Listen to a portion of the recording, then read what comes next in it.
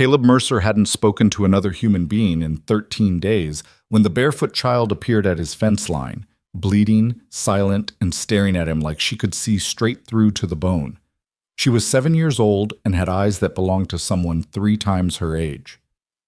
"My mama's hurt," she said, voice flat as winter stone. "You have to come now." He should have sent her away. Should have stayed behind his fence where grief was predictable and people couldn't ask questions that peeled skin from old wounds. But he followed her anyway and found a woman with a hatchet who'd been living on his land in secret for 3 years. If you want to see how a rancher's silence, a hidden family, and buried lies collide into something that might save them all or destroy what's left, stay until the end. And drop a comment with your city so I can see how far this story travels. The fence post split clean down the center with a sound like a bone breaking. Caleb Mercer set them all aside and wiped sweat from his forehead with the back of his wrist, squinting against the late April sun that turned the Wyoming grassland into a sea of gold and dust. The post would need replacing. Everything on this ranch needed replacing, or fixing, or burning, or forgetting. He'd spent the last year and a half trying to decide which. 13 days since he'd last spoken aloud.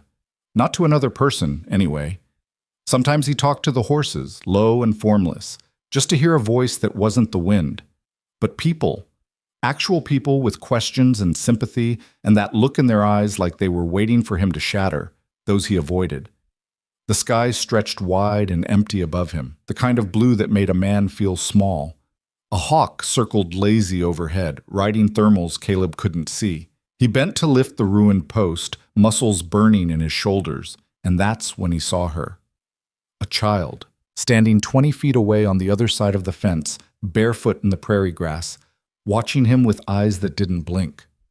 Caleb froze, post still in his hands, heart doing something strange and arrhythmic in his chest. She couldn't have been more than 7. Thin as a willow switch, dressed in a faded cotton dress that had been mended so many times the original fabric was hard to identify. Her hair hung in 2 dark braids, and her feet, Christ, her feet were cut and bleeding. But it was her eyes that stopped him cold. Old eyes. Careful eyes. Eyes that had learned not to trust the world. "My mama's hurt," she said, and her voice was flat and factual, like she was reporting the weather. "You have to come now."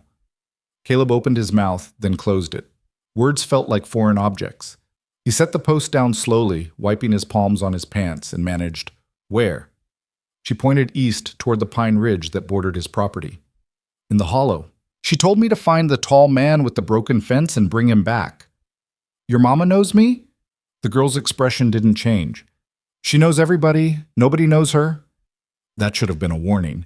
Should have sent him straight back to the house for his rifle and his better judgment. But there was blood on the child's feet and something in her stillness that reminded him of a trapped animal, the kind that would chew its own leg off before it cried for help. "Show me," he said. She turned without a word and started walking, not checking to see if he followed. Caleb grabbed his canteen and his hat and ducked through the fence, his boots crunching on the dry earth as he fell into step behind her. She moved fast for someone barefoot and bleeding, picking her way over stones and through thistle patches like she'd walked this route 100 times. "What's your name?" Caleb asked, because the silence felt too heavy, too much like the silence inside his own head. "Maisie." "I'm Caleb." She didn't respond, just kept walking, shoulders straight, braid swinging. They crossed into the tree line where the land started to slope downward, pines crowding close and the air turning cooler, scented with sap and last year's needles. Caleb's property technically ended at the ridge, but he'd never bothered with formal boundaries this far out. Nobody lived here. Nobody wanted to. Maisie led him down a deer trail barely wide enough for his shoulders, branches catching at his shirt. The hollow opened up suddenly, a small bowl of land hidden between 2 rises, sheltered by rock on 3 sides. And there, tucked against the stone face like it had grown there, was a cabin. Not a cabin. A shack. Rough-cut timber, a roof of overlapping bark and canvas, a single window covered with oiled paper. Smoke trickled from a chimney made of stacked stones.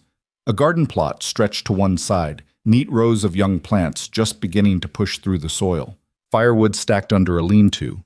A rain barrel. Clothesline strung between 2 trees. Someone lived here. Someone had been living here, on his land, and he'd never known. "Mama!" Maisie called, her voice sharp now, losing some of that eerie flatness. "I brought him!"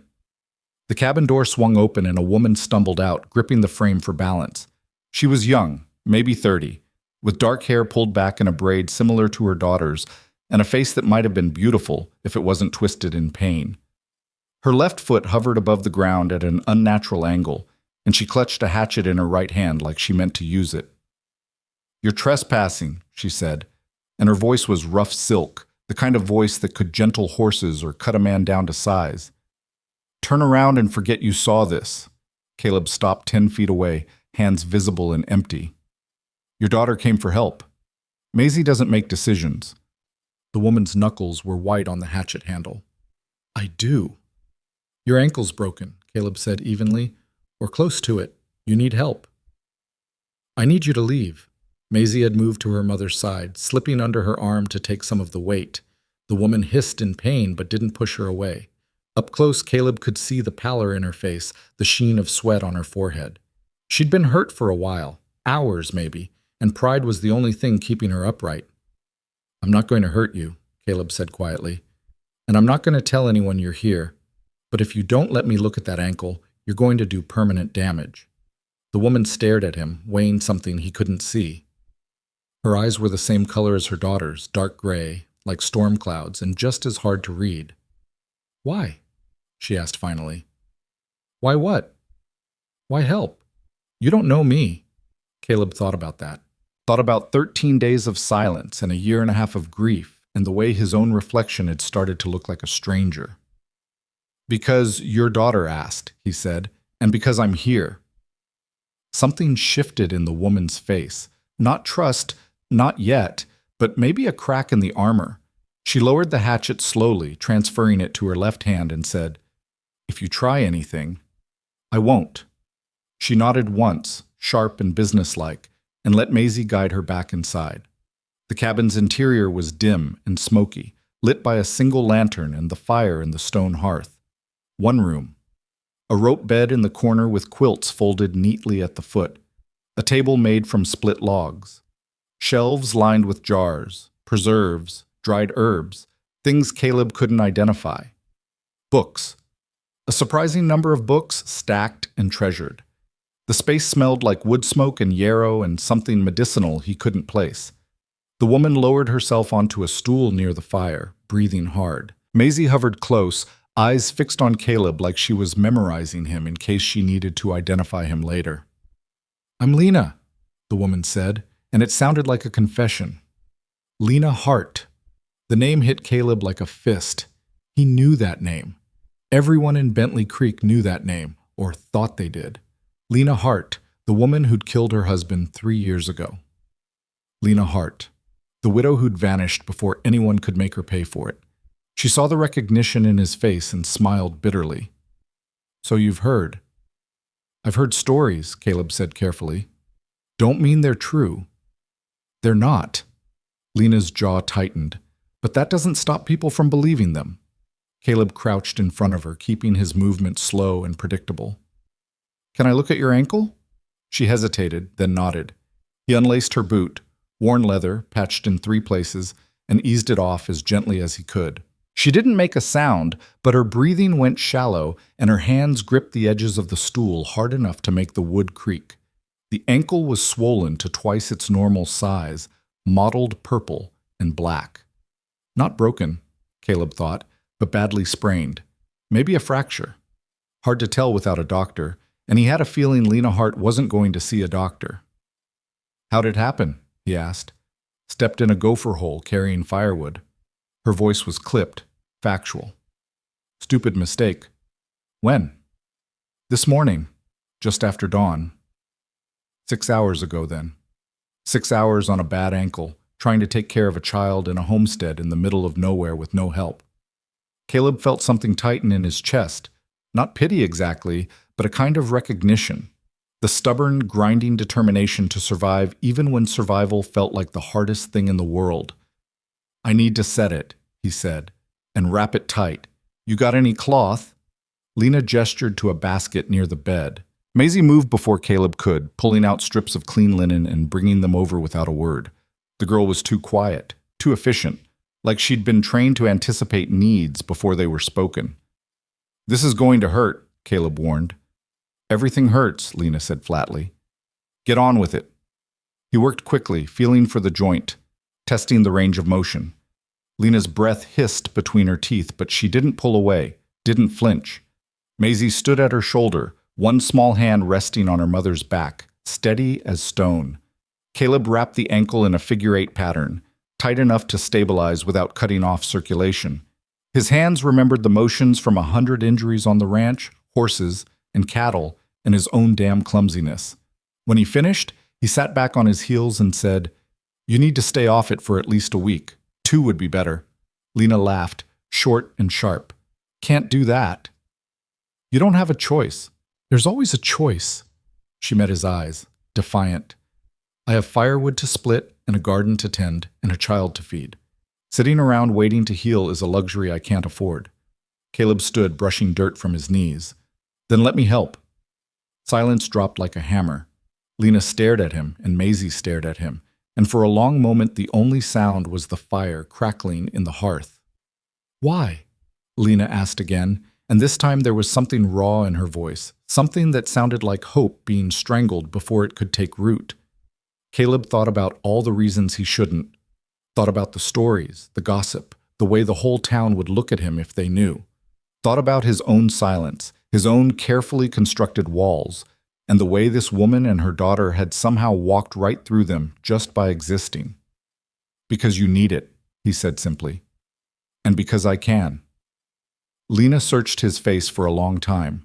Then, slowly, she nodded. "1 week? You helping me get back on my feet? Then you forget this place exists." "Deal." "I mean it, Caleb Mercer." Her eyes were hard again, but there was something else underneath, something that looked like fear.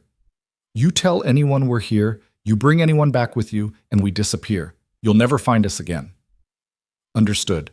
She held his gaze a moment longer, then looked away, exhausted. "Maisie, show him where the firewood is." The girl nodded and slipped outside. Caleb followed, pausing at the door. "You got food?" "Enough." "I'll bring more tomorrow." "You don't have to." "I know." He settled his hat on his head and stepped into the fading light. "But I will anyway." The walk back to his ranch felt longer than the walk out. Caleb's mind turned over the encounter like a puzzle with missing pieces. Lena Hart. The woman everyone said had killed her husband and run. The woman who'd been living in a hidden hollow on his land for 3 years, raising a daughter in silence and shadows. He thought about the way she'd held that hatchet, the way Maisie moved, too quiet, too watchful. The books on the shelves and the neat rows in the garden and the careful, desperate pride in Lena's voice when she said she didn't need help. People didn't live like that unless they were running from something, or someone. By the time Caleb reached his own house, a solid 2-story structure his grandfather had built, now too big and too empty, the sun was setting, painting the sky in shades of copper and rust. He paused on the porch, looking back toward the pine ridge. He should leave it alone, should keep his head down in his distance and let Lena Hart handle her own troubles. That was the smart thing, the safe thing. But Caleb Mercer had stopped doing smart or safe the day he'd buried his wife and unborn child in the cemetery behind the church in Bentley Creek. He went inside, lit a lantern, and started making a list of supplies. The dawn came cold and clear, the kind of morning that made breath fog and turned the grass silver with frost. Caleb loaded his saddlebags with flour, salt, sugar, coffee, dried beans, and a slab of bacon wrapped in cheesecloth. He added a jar of honey, a tin of lard, and, after a moment's hesitation, a book. One of the ones his wife had loved, a collection of poems she'd read aloud on winter evenings when the world felt small and warm. He saddled his horse, a steady bay gelding named Rust, and rode out toward the hollow as the sun crept over the horizon. Maisie was waiting for him at the edge of the trees, crouched on a fallen log with a book open in her lap. She looked up as he approached, her expression unreadable. "Mama said you wouldn't come back," she said. Caleb dismounted, looping Rust's reins over a low branch. Your mama doesn't know me very well yet. Maisie considered this, then closed her book and stood. She's inside. She's in a bad mood. I'd be in a bad mood too if I couldn't walk. The ghost of a smile flickered across the girl's face, there and gone in an instant. She led him down the trail to the cabin, where smoke was already rising from the chimney. The door was open, and Lena sat at the table with her injured foot propped on a second stool, grinding something in a stone mortar with fierce concentration. She looked up when Caleb entered, her eyes narrowing. You came back. Said I would. People say a lot of things. Caleb set the saddlebags on the table. Brought supplies. Figured you might be running low. Lena stared at the bags like they might explode. I can't pay you. Didn't ask you to. I don't take charity. It's not charity, it's neighborly. Caleb met her gaze steadily. And before you say we're not neighbors, you've been living on my land for 3 years. That makes us something. Her mouth tightened, but she didn't argue. Instead, she returned to grinding whatever was in the mortar. Willow bark, Caleb realized, recognizing the smell. For pain. Maisie, show him the woodpile, Lena said without looking up. The girl obeyed, leading Caleb around the side of the cabin to where a tangle of fallen branches and unsplit logs lay in a heap. An axe leaned against the woodshed, its blade nicked and dull. Your mama been splitting all this herself? Caleb asked. Maisie nodded. She says I'm not big enough yet, but I can stack. That's good work, stacking. Caleb picked up the axe, testing its weight. Important work. They fell into an easy rhythm, Caleb splitting, Maisie stacking. The girl worked without complaint, her small hands arranging the wood with a precision that spoke of practice. She didn't talk, but she hummed sometimes, low and tuneless, like she wasn't even aware she was doing it. After an hour, Caleb had worked through most of the pile. Sweat soaked his shirt despite the cool air, and his shoulders burned in a way that felt good, purposeful. He set the axe aside and stretched, rolling his neck. You hungry? He asked Maisie.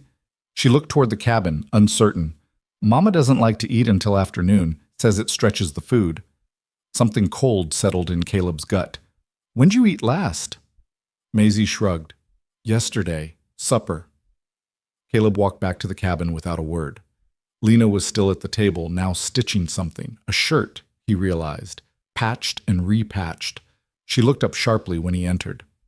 Your daughter hasn't eaten since yesterday, he said, keeping his voice level. Lena's hands stilled. We're fine. You're not fine. You're rationing because you don't have enough. Caleb crossed to the saddlebags and pulled out the bacon, the flour, the beans. Cook something, please. I told you I don't need... It's not for you. Caleb's voice came out harder than he intended. It's for Maisie. She is 7 years old and she's splitting firewood and stacking wood and going without meals so you can pretend you don't need help. Let her eat. Lena's face went white, then red. Her hands trembled as she set the shirt aside. You don't understand. Then help me understand. She looked away, jaw working. If I take help, I owe people. And when you owe people, they own you. That's how it works. That's how it's always worked. Caleb pulled out a chair and sat down across from her. Not with me. You don't know that. You don't know what you'll want in return. I know I don't want a child going hungry when I've got food to spare. Lena's eyes snapped back to his, blazing. She's my child. My responsibility. I know that. And you've kept her alive for 3 years in the middle of nowhere with nothing. That's not nothing, Lena. That's everything. Caleb leaned forward, elbows on the table. But you're hurt now. And for the next week, maybe 2, you need someone to pick up the slack. Let it be me. The fight drained out of her slowly, like water from a cracked basin. She closed her eyes, and when she opened them again, they were wet. Why are you doing this? Caleb thought about the question, about the real answer, which was too complicated and too raw to say out loud. Because I know what it's like to be alone, he said finally, and I wouldn't wish that on anyone. Lena stared at him for a long moment. Then she stood, balancing on her good foot, and reached for the bacon. I'll make breakfast, she said quietly. But this doesn't mean I trust you. Fair enough. Breakfast was bacon fried in a cast-iron skillet, cornmeal mush sweetened with honey, and coffee so strong it could strip paint. Maisie ate like she was afraid the food might disappear, shoveling mush into her mouth with single-minded focus. Lena picked at her portion, watching Caleb with wary eyes. "You live alone?" she asked finally. Caleb nodded. "For about 1.5 years now." "What happened 1.5 years ago?" He took a long drink of coffee, scalding and bitter. "Lost my wife. And the baby we were supposed to have." Lena's expression softened, just a fraction. "I'm sorry." "Me too." They sat in silence for a while, the fire crackling, Maisie scraping the last of the mush from her bowl. Outside, a crow called, harsh and mocking. "What happened to your husband?" Caleb asked, because if they were going to do this, whatever this was, he needed to know. Lena's hands tightened on her coffee cup. "He fell. Off a ladder, hit his head on a stone, died 3 hours later." Her voice was flat, reciting facts. "I tried to save him. Used everything I knew, herbs, poultices, pressure. Nothing worked. By the time I thought to ride for the doctor, he was already gone. And people didn't believe you. People believed what they wanted to believe." Lena's smile was bitter. "That I was a witch, that I'd poisoned him, or cursed him, or pushed him. That I was too calm, too cold, too skilled with medicine for a woman. Deputy Harrow said I was suspiciously prepared for my husband's death. Like knowing how to treat injuries was evidence of guilt." Caleb felt anger rising, hot and sharp. "They run you out of town?" "Not officially, but they made it clear I wasn't welcome. Refused to sell me supplies. Refused to let Maisie attend school. Whispered whenever I walked by." Lena's voice cracked, just slightly. "One night someone threw a rock through my window with a note tied to it. Said I should leave before they made me leave. So I did, and you've been here ever since. 3 years in February." Lena looked around the cabin, and for the first time Caleb saw something like pride in her face. "Built this place with my own hands, hunted, gardened, traded furs for the things I couldn't make. Taught Maisie to read and write and survive. It's not much, but it's ours. And nobody can take it from us." Maisie had gone still, listening. Her small face was grave, too old again. "They were wrong about you," Caleb said. Lena met his eyes. "Doesn't matter. Wrong or right, the story's already told. I'm the witch who killed her husband. That's what they'll always believe." "Not everyone." "Enough." She stood, balancing carefully on her good foot.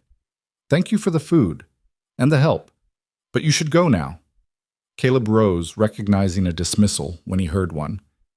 "I'll come back tomorrow. Check on the ankle. Bring more firewood." "You don't have to." "I know." He settled his hat on his head and moved toward the door. "But I will anyway." Outside, Maisie was waiting by his horse. She held something in her hands, a small carved figure, rough but recognizable. A horse. "I made it," she said shyly. "For helping."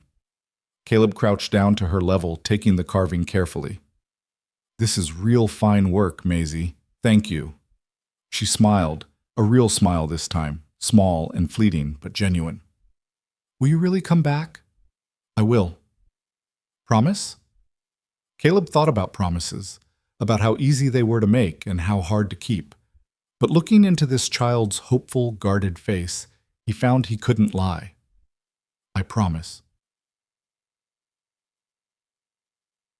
He came back the next day, and the day after that. Each morning, Caleb rode out to the hollow with supplies. Sometimes food, sometimes tools. Once a blanket he'd found in a trunk that his wife had never used. He split firewood, hauled water from the creek, repaired the cabin's roof where the bark had started to rot. Lena watched him work with suspicious eyes, but she stopped arguing after the 3rd day. Maisie followed him everywhere, silent as a shadow, asking questions in her careful, precise way. "Why do you live alone?" "Because I don't know how to live any other way right now." "Do you miss your wife?" "Every day." "Does it get better?" Caleb paused, axe raised mid-swing. "I don't know yet. Ask me again in a year." Lena's ankle healed slowly. By the end of the 1st week, she could put weight on it without wincing. By the end of the 2nd, She was walking short distances, leaning on a crutch Caleb had fashioned from a sturdy branch. She still wouldn't leave the hollow, still watched the tree line like she expected an army to come pouring through. On the 14th day, Caleb brought books. 3 of them, picked from his wife's collection: poetry, a novel about the sea, and a thick volume on medicinal plants. Lena's hand shook when she took them. "I can't. You can read them and give them back when you're done," Caleb said. "That's what books are for." That night he stayed for supper. Rabbit stew, thick with wild onions and the first tender greens from the garden. They ate at the rough-hewn table, and for the first time the silence felt comfortable instead of fraught. "Tell me about your wife," Lena said suddenly. Caleb looked up, surprised. "Why?" "Because you've seen where I live and why I'm hiding. Seems fair you tell me something true, too." He thought about refusing. But there was something in Lena's face, an understanding maybe, or just a willingness to sit with pain without trying to fix it, that made him want to talk. "Her name was Sarah," he said. "We met at a church social. She laughed at one of my jokes. Terrible joke, something about a horse and a preacher, and I was done for." He smiled at the memory. "We got married 6 months later. She wanted a big family, lots of kids, noise, life. We tried for 2 years before she finally got pregnant." "What happened?" Lena asked softly. "Fever. Came on sudden in her 8th month. The baby came too early and—" Caleb's voice caught. He took a breath, steadied himself. Neither of them made it through the night. Maisie had stopped eating, her eyes wide and solemn. Lena reached across the table and covered Caleb's hand with hers, just for a moment. Her skin was rough, calloused, warm. "I'm sorry," she said, and he believed her. They finished the meal in silence. After, Caleb helped wash the dishes in a basin of heated water, Maisie drying with a scrap of cloth. It was domestic and strange, and something Caleb hadn't realized he'd missed. As he was leaving, Lena caught his arm at the door. "Thank you," she said, "for all of it, for not asking more than I can give." Caleb looked down at her hand on his sleeve, small and strong. "You've given plenty." She let go, stepping back. "Tomorrow?" "Tomorrow," he agreed. And he meant it. The pattern held for another week. Caleb arrived at dawn, worked until the sun climbed high, shared a meal, and left before the shadows grew long. He learned the rhythm of the hollow, the way morning light filtered through the pines, the particular creak of the cabin door, the sound of Maisie's bare feet on the packed earth floor. He learned that Lena took her coffee black and bitter, that she hummed while she worked in the garden, that she kept a knife within reach even when she was stirring soup. He learned that trust, for Lena Hart, was measured in inches. On the 21st day, everything changed. Caleb was repairing the rain barrel. The seams had started to leak, wasting precious water, when he heard hoofbeats, distant at first, then closer. Multiple horses, moving at a steady trot through terrain that shouldn't have had a trail. Lena heard them too. She straightened from the garden where she'd been pulling weeds, her face going pale. "Inside," she said to Maisie, her voice sharp and low. "Now, under the bed, quiet as stone." Maisie didn't argue. She dropped the book she'd been reading and disappeared into the cabin like smoke. Lena crossed to where Caleb stood, moving fast despite the limp she still couldn't quite hide. "You need to leave, right now. Go out the back, through the creek bed. They can't know you were here." "Who's coming?" "I don't know, but nobody comes to this hollow by accident." Her hands were shaking as she grabbed his arm. "Please, Caleb, if they find you here with me, it'll make things worse." He should have listened, should have done exactly what she asked, but the fear in her eyes, raw and animal, made him dig his heels in. "I'm not leaving you alone with strangers. It's not your fight.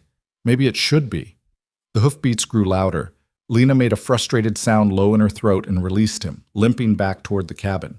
She emerged a moment later with the hatchet in one hand and something else in the other, a small pistol, old but well-maintained. "If this goes wrong," she said quietly, "take Maisie and run. Don't look back. Don't try to be a hero." Before Caleb could respond, 3 riders broke through the tree line. The man in front was mid-40s, built heavy and solid, with a marshal's star pinned to his vest and a face that looked like it had been carved from granite with a dull chisel. Deputy Frank Harrow. Caleb knew him by reputation. A lawman who'd held his position in Bentley Creek for 15 years through a combination of loyalty to the mayor and a willingness to look the other way when it suited the town's interests. Behind him rode two others, a thin, nervous-looking merchant named Porter who ran the general store, and Mayor Carson himself, a prosperous man with soft hands and a smile that never reached his eyes. Harrow reined in his horse 20 feet from the cabin, his gaze sweeping the clearing with practiced efficiency. When his eyes landed on Lena, his mouth curved into something that wasn't quite a smile. "Well now," he said, his voice carrying easy across the distance. "Lena Hart. Been a long time." Lena stood her ground, the hatchet held loose at her side. "Not long enough. Heard rumors someone was squatting on Mercer land. Didn't think it'd be you." Harrow's gaze shifted to Caleb, assessing. "Morning, Mercer. You know you got trespassers on your property?" Caleb moved to stand beside Lena, deliberately casual. "She's not trespassing. She's got my permission to be here." Harrow's eyebrows rose. "That's so? How long she had this permission?" "Long enough." "Interesting, because Porter here says he saw smoke coming from this hollow 3 years back. Says he reported it to me and I told him it was probably hunters." Harrow's smile widened. "You've been giving her permission for 3 years, Mercer?" Caleb felt the trap closing but kept his voice steady. "My land, my business." Mayor Carson urged his horse forward, his expression all false concern. "Mr. Mercer, I don't think you understand the situation.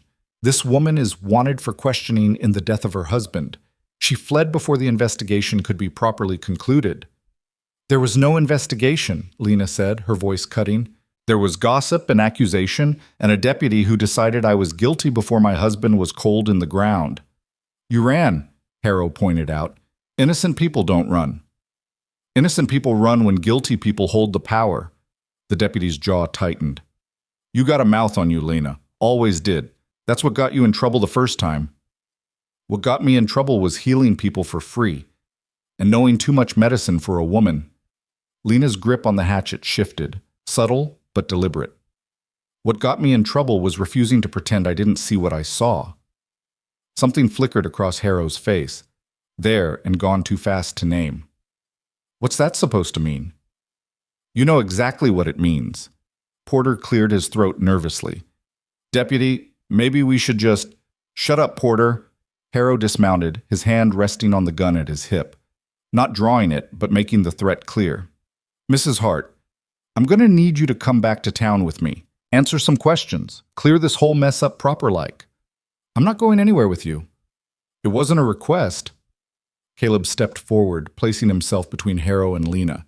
"She says she's not going. You got a warrant?" "Don't need a warrant for questioning." "You do if she's refusing to cooperate voluntarily." Caleb kept his voice level, reasonable. "You want to haul her in? You better have legal grounds. Otherwise, this is harassment." Mayor Carson spoke up, his tone oily with false sympathy. "Mr. Mercer, we appreciate your hospitality to Mrs. Hart, but surely you can see this is a matter for the law to handle. And there's the question of the child." Lena went rigid. "Don't you dare." "The child has been living in the wilderness for 3 years," Carson continued, as if she hadn't spoken. "No education, no proper supervision. As mayor, I have a responsibility to ensure the welfare of all children in this territory. Perhaps she'd be better served in a proper home, with a proper family." The threat hung in the air like smoke. Caleb felt Lena's fury radiating beside him, barely contained. "Maisie is educated," Caleb said carefully. "She reads better than most adults. She knows mathematics, geography, natural science. Her mother's taught her well." "Can you attest to that, Mr. Mercer?" Carson asked. "Having known them for how long?" The trap tightened another notch. If Caleb admitted he'd only known them 3 weeks, it undermined his defense. If he lied and said longer, they'd know he'd been harboring a fugitive. "Long enough," Caleb said again, hating the inadequacy of the answer. Harrow took another step forward. "Here's what's going to happen. Mrs. Hart is going to come with us peacefully. The child will be placed temporarily with a suitable family while we sort this out. If everything's on the up and up like she claims, she'll have her daughter back in a few days." "Well, you touch my child and I'll kill you myself," Lena said, and there was no drama in her voice, just flat certainty. That sounds like a threat against a law officer. Harrow's hand moved to his gun. That's a crime, Mrs. Hart. So arrest me, but you're not taking my daughter. The moment stretched tight as a wire. Caleb's mind raced, trying to find an angle, a way out that didn't end with Lena in chains or Maisie torn from her arms. Porter looked like he wanted to be anywhere else, his eyes darting between the cabin and the horses. Mayor Carson watched with the expression of a man who'd already decided how this story would end. And then Maisie stepped out of the cabin. She moved slowly, deliberately, holding one of the books Caleb had brought, the novel about the sea. Her face was pale but composed, those old eyes fixed on Deputy Harrow. "Mama didn't kill my papa," she said, her voice clear and steady. "He fell off the ladder when he was fixing the barn roof. He hit his head on his big stone by the well. I saw it happen." Everyone froze. Harrow recovered first. "You were 4 years old, girl. You don't remember?" "I was 4 years and 7 months." Maisie took another step forward. "It was 3 days after my birthday. Mama made a cake with dried apples. Papa was singing while he worked. He was always singing. He stepped on a rotten rung and it broke and he fell backward. There was blood in his hair. Mama tried to stop the bleeding, but she couldn't. She cried. I never saw her cry before that." Lena's face had gone white. "Maisie," "I remember," Maisie continued, her voice never wavering. "I remember everything. The way Papa's hand went cold. The way Mama held him and kept saying his name. The way people came later and looked at us like we'd done something wrong. I remember all of it." Silence fell over the clearing like snow. Porter wiped his forehead with a handkerchief. Carson's face had taken on a calculating expression. Harrow just stared at the child, something ugly working behind his eyes. "Children can be coached," he said finally. "She's telling the truth," Caleb said. "Anyone can see that." "What I see," Harrow said slowly, "is a wanted woman, a child who's been kept isolated for 3 years, and a rancher who's gotten himself tangled up in something he doesn't understand." His hand tightened on his gun. "Last chance, Mrs. Hart. Come peacefully, or we do this the hard way." Lena looked at Maisie, then at Caleb, then back at Harrow. Caleb could see her calculating, weighing impossible choices. Fight and risk Maisie getting hurt. Run and they'd hunt her down. Surrender and lose everything. "There's another option," Caleb said suddenly. Everyone turned to look at him. "The reason Mrs. Hart has been on my land is because I invited her," Caleb continued, the lie forming even as he spoke. "I've known her and her daughter for the better part of a year. She's been helping me manage the property, gardening, preserving food, mending. It's been a business arrangement." Harrow's eyes narrowed. A business arrangement. "That's right. She needed a safe place to live and work. I needed help around a ranch that's too big for one man. Seemed mutually beneficial." "Awful convenient story, Mercer." "It's the truth." Caleb met the deputy's stare without flinching. "And if you've got questions about her husband's death, maybe you should ask yourself why there was never a proper inquest, why the body was buried so fast, why a man's accidental death got turned into murder without a single piece of evidence." Carson's expression hardened. "Mr. Mercer, I'd be very careful about making accusations." "I'm not accusing anyone of anything," Caleb said evenly. "I'm just pointing out facts. Thomas Hart died in an accident. His widow tried to tell anyone who'd listen. Instead of investigating properly, this town ran her out. Now she's trying to build a life for herself and her daughter, and you want to drag her back to answer questions you should have asked 3 years ago." "The law doesn't have a statute of limitations on murder," Harrow said. "It does have requirements for evidence," Caleb countered. "You got any? Witnesses besides a 4-year-old child who says it was an accident? Physical proof of foul play? Testimony that contradicts the obvious explanation?" Harrow's face flushed red. "I got a dead man and a wife who knew too much about poisons and healing. You got a grieving widow who tried to save her husband and failed." Caleb took a step forward. "That's not a crime, Deputy. That's a tragedy." The tension ratcheted higher. Porter's horse sidled nervously, sensing the mood. Mayor Carson's calculating expression had shifted to something closer to concern, but whether for justice or for his own interests, Caleb couldn't tell. Finally, Harrow spoke. "This isn't over, Mercer. You're making a mistake getting involved with this woman." "That's my mistake to make." We'll see. Harrow swung back into his saddle, his movements stiff with barely contained anger. We'll be checking on this arrangement of yours regularly. And if we find out you're lying to protect a murderer, then you'll have evidence to bring charges, Caleb finished. Until then, Mrs. Hart and her daughter are under my protection as legal residents on my property. You got a problem with that? Take it up with the territorial judge. Mayor Carson's eyes gleamed. Oh, we might just do that, Mr. Mercer. We might just do that. The three men turned their horses and rode back through the trees, leaving silence in their wake. Lena stood frozen, the hatchet hanging loose in her hand. Maisie moved to her side, slipping under her arm, and Lena clutched her daughter close with a fierceness that looked painful. You shouldn't have done that, Lena said, without looking at Caleb. You shouldn't have lied for us. I didn't lie about the important parts, Caleb said. You have been on my land. You do need protection, and they're not taking Maisie, not without going through me first. They'll come back. I know. They'll make trouble for you. Harrow has connections. Carson owns half the businesses in Bentley Creek. Lena finally met his eyes, and there was anguish in her face. You just painted a target on your back for people you barely know. Caleb thought about that. Thought about Sarah and the life they'd planned and the emptiness that had swallowed him whole after she died. Thought about 3 weeks of splitting firewood and sharing meals, and watching Maisie's careful smile grow a little less careful each day.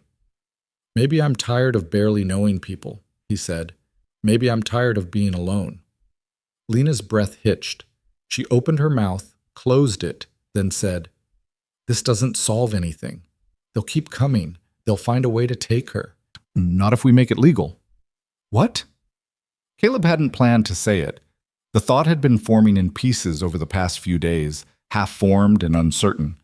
But watching Maisie stand up to armed men with nothing but the truth, watching Lena calculate impossible odds and still choose to fight, it crystallized into something solid and real. Marry me, he said. The words fell into the clearing like stones into still water. Lena stared at him like he'd lost his mind. What? Marry me, Caleb repeated. It solves everything. You'd be Mrs. Mercer, a respectable rancher's wife. Maisie would be my stepdaughter under my legal protection. Harrow couldn't touch her without going through a family court, and Carson would have a hell of a time convincing a judge that a child is better off in state custody than with her mother and stepfather on a profitable ranch. You're insane. I'm practical. Caleb moved closer, lowering his voice. They're going to keep pushing, Lena. They'll manufacture evidence if they have to. They'll find a way to take Maisie and lock you up because that's what powerful men do when they don't get their way.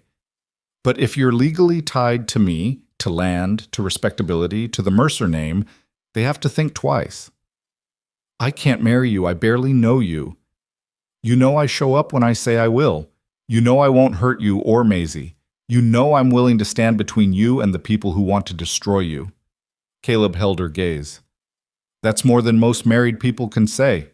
Lena shook her head, but there was something desperate in her eyes, a drowning woman looking at a rope she didn't dare grab. It's not fair to you to tie yourself to my problems, my past. I'm already tied to them. The second I stood up to Harrow, I made my choice. Caleb reached out slowly, giving her time to pull away, and took her free hand. Her fingers were cold, trembling. Let me help you, Lena. Let me do this right. What about love? She whispered. What about it? Don't you want to marry someone you love? Someone who can give you the family you lost? Caleb thought about Sarah. Thought about the baby who never drew breath. Thought about the hole in his chest that hadn't closed and probably never would. I had love once, he said quietly. It was beautiful and brief, and it ended. Maybe this can be something different, something solid. A partnership built on need and respect and showing up. Tears spilled down Lena's cheeks. You deserve better than that. So do you. But we don't always get what we deserve. Caleb squeezed her hand gently. We get what we choose. And I'm choosing this. I'm choosing you and Maisie, and a chance to build something good out of broken pieces. Maisie tugged on her mother's skirt. Mama, I like Mr. Caleb. Lena let out a sound that was half laugh, half sob. She looked down at her daughter, then back at Caleb. If we do this, if we actually do this insane thing, It has to be clear. It's not a real marriage. It's protection. An arrangement, nothing more. Understood. We sleep in separate rooms. We keep our distance. We don't pretend this is anything it's not. All right. And if it becomes too much, if you change your mind or if it stops working, you let me know. We end it clean. No recriminations. Caleb nodded. Deal. Lena stood there for a long moment, trembling, the hatchet still in one hand and Caleb's hand in the other. Then, so quietly he almost missed it, she said, Okay. Okay? Okay. I'll marry you. She pulled her hand free and wiped her eyes roughly. But we do it fast. Before I come to my senses. Relief flooded through Caleb, unexpected in its intensity. Tomorrow. We'll ride to town tomorrow and do it at the territorial office. They'll know. The whole town will know. Good. Let them know. Let them see you walk in there with your head high and claim what's yours. Caleb picked up his hat from where he'd dropped it during the confrontation. Let them see they didn't break you. Lena's expression shifted, hardening into something fierce and determined. Tomorrow then. But Caleb? Yeah? If this goes wrong, if they try to take Maisie anyway, I won't go quietly. I'll burn that whole town down before I let them have her. Caleb believed her absolutely. Then we better make sure it doesn't come to that. That night, Caleb rode back to his ranch under a sky thick with stars. His hands were steady on the reins, his mind already working through logistics, what they'd need, what they'd say, how to make this hasty arrangement look deliberate and long planned. He thought about Harrow's face, the cold calculation in Mayor Carson's eyes. They'd pushed too hard, shown their hand too clearly. Whatever had happened 3 years ago, whatever truth Lena had seen that made her a threat, they wanted her silenced, wanted her gone. And they'd use Maisie to do it if they could. But now there was another option. Now there was a shield made of law and land and a name that still carried weight in Bentley Creek, even if Caleb himself had withdrawn from society. He unsaddled Rust and brushed him down, working through the familiar motions while his mind spun. Tomorrow he'd marry a woman he'd known for 3 weeks, a woman accused of murder, hunted by the law, living in hiding with a daughter who'd learned to survive by being invisible. It was reckless, possibly stupid, definitely complicated. But as Caleb walked into his empty house, too big, too quiet, too full of ghosts, he felt something he hadn't felt in a year and a half. Purpose. He slept that night without dreaming, and when dawn came, he was ready. Caleb arrived at the hollow before sunrise, leading a second horse, a gentle mare named Clover that had belonged to Sarah. The animal stood patient and quiet while he loaded the saddlebags with the few possessions Lena insisted on bringing: her medical kit, 2 changes of clothes for Maisie, the books Caleb had lent her, and a small wooden box that she clutched close and wouldn't explain. Lena emerged from the cabin wearing a dress Caleb hadn't seen before, dark green wool, carefully mended, with a collar that sat high and proper. Her hair was braided and pinned in a severe crown around her head. She looked like she was preparing for battle, not a wedding. Maisie wore a clean pinafore over her dress, her feet finally shod in a pair of small boots that Lena had been saving. The girl's face was pale, but set with determination that mirrored her mother's. "Last chance to change your mind," Lena said as Caleb helped her onto Clover's back. Her hands were steady on the reins, but her voice carried an edge of something raw. "I could say the same to you." "I'm not doing this for me." Lena looked down at Maisie, who sat in front of her, small hands gripping the saddle horn. "I'm doing this because it's the only way to keep her safe." "I know." Caleb swung onto Rust's back. "That doesn't make it wrong." They rode in silence through the pine forest, following trails that Caleb knew by heart, and Lena had clearly memorized from 3 years of cautious observation. The morning was cool and sharp, the sky lightening from black to deep blue to the pale gold of early sun. Birds called from the branches overhead, and somewhere in the distance a coyote sang its last song before retreating to wherever coyotes went when the world turned bright. As they emerged from the tree line onto the main road to Bentley Creek, Lena stiffened in her saddle. Caleb glanced over and saw her jaw clenched tight, her eyes fixed straight ahead like she was riding toward a gallows. "We can turn back," he said quietly. "Find another way." "There is no other way." Lena's voice was flat. You know it as well as I do. They'll keep coming until they get what they want. This is the only move we have left. Maisie twisted to look up at her mother. Are you scared, Mama? Lena's expression softened just slightly. Yes, sweetheart, I am. Me too. Being scared doesn't mean you stop moving forward. It just means you're smart enough to understand what you're facing. Lena brushed a hand over Maisie's hair. But we're not alone anymore. That makes a difference. The girl nodded solemnly and turned back around, her small shoulders straightening. They reached Bentley Creek just as the town was waking up. Smoke rose from chimneys, and the smell of frying bacon drifted from the boarding house. A few early risers moved along the wooden sidewalks. The blacksmith heading to his forge, a woman carrying a basket toward the bakery, two ranch hands watering their horses at the public trough. Every single one of them stopped and stared as Caleb rode past with Lena Hart at his side. The whispers started immediately. Caleb could feel them like insects crawling across his skin. He kept his eyes forward and his jaw set. But beside him, Lena sat rigid as carved stone, her face betraying nothing. They tied their horses outside the territorial office, a squat building that also served as the land registry and courthouse for legal matters too minor for the circuit judge. Caleb helped Lena down, then reached up for Maisie. The girl wrapped her arms around his neck and held on tight for a moment before letting go. You ready? Caleb asked Lena. She took a breath that seemed to hurt. No, but let's do it anyway. The territorial clerk was a thin man named Whitmore, with spectacles that constantly slid down his nose and ink stains on his fingers. He looked up from his ledger as they entered, and his eyes went wide behind those glasses. Mr. Mercer, he said, his voice pitching higher than usual. I didn't expect, that is, I heard you were... He caught sight of Lena, and his mouth snapped shut. Morning, Whitmore, Caleb said evenly. We need a marriage license. The clerk's Adam's apple bobbed. A marriage license.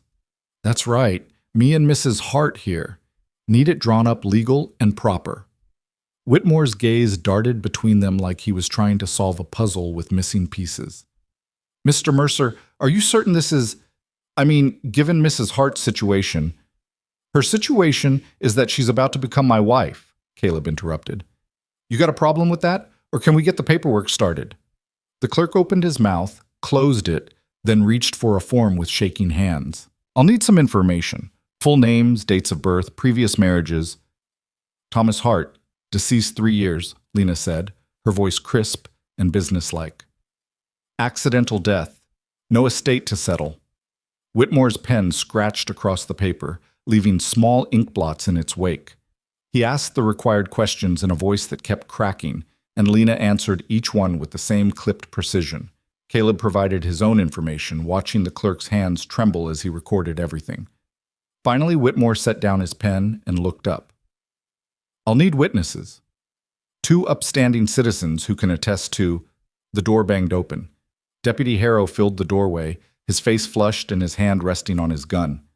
Behind him, Mayor Carson stood with his arms crossed, wearing an expression of cold satisfaction. Well, well, Harrow said. Heard a rumor you two were in town. Didn't quite believe it. Caleb stepped slightly in front of Lena, a movement so subtle it might have been accidental. We're conducting legal business, Deputy. You got a reason to interrupt? Just wanted to make sure everything's on the up and up. Harrow's gaze fixed on Lena with naked hostility. Awful sudden, this marriage. Makes a man wonder if there's something desperate about it. Wonder all you want, Caleb said. Doesn't change the facts. Mayor Carson moved past Harrow, his smile oily and false. Mr. Mercer, I really must insist you reconsider this rash decision. Mrs. Hart's reputation is about to become Mrs. Mercer's reputation, Caleb finished. And I'll thank you to remember that when you're gossiping over whiskey at the saloon. Carson's smile froze. I'm simply concerned for your well-being. This woman is standing right here, Lena cut in, her voice sharp as broken glass. And she can speak for herself. If you've got accusations to make, Deputy Harrow, then make them. Bring charges. Present evidence. Otherwise, stop hiding behind innuendo and let us finish our business. The tension in the room ratcheted up to breaking point. Whitmore had gone pale as milk, his pen frozen above the paper. Maisie pressed close to Caleb's leg, silent and watchful. We could charge you with fleeing investigation, Harrow said slowly. What investigation? Lena demanded. There was never an investigation. There was a man's accidental death, a grieving widow, and a town that decided guilt was more convenient than truth. Show me the official inquiry. Show me the coroner's report. Show me one piece of actual evidence that suggests anything other than what my daughter told you yesterday. A terrible accident that I tried and failed to prevent. Harrow's jaw worked. Your husband's body was buried awful fast. Because it was summer and he'd been dead 3 hours and the smell... Lena's voice cracked just slightly. Because I wanted him to have dignity.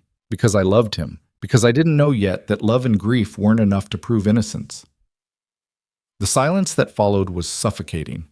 Even Carson looked uncomfortable, shifting his weight from foot to foot. Finally, Harrow said, "This marriage won't make the questions go away." "I'm not marrying Mr. Mercer to avoid questions," Lena said, lifting her chin.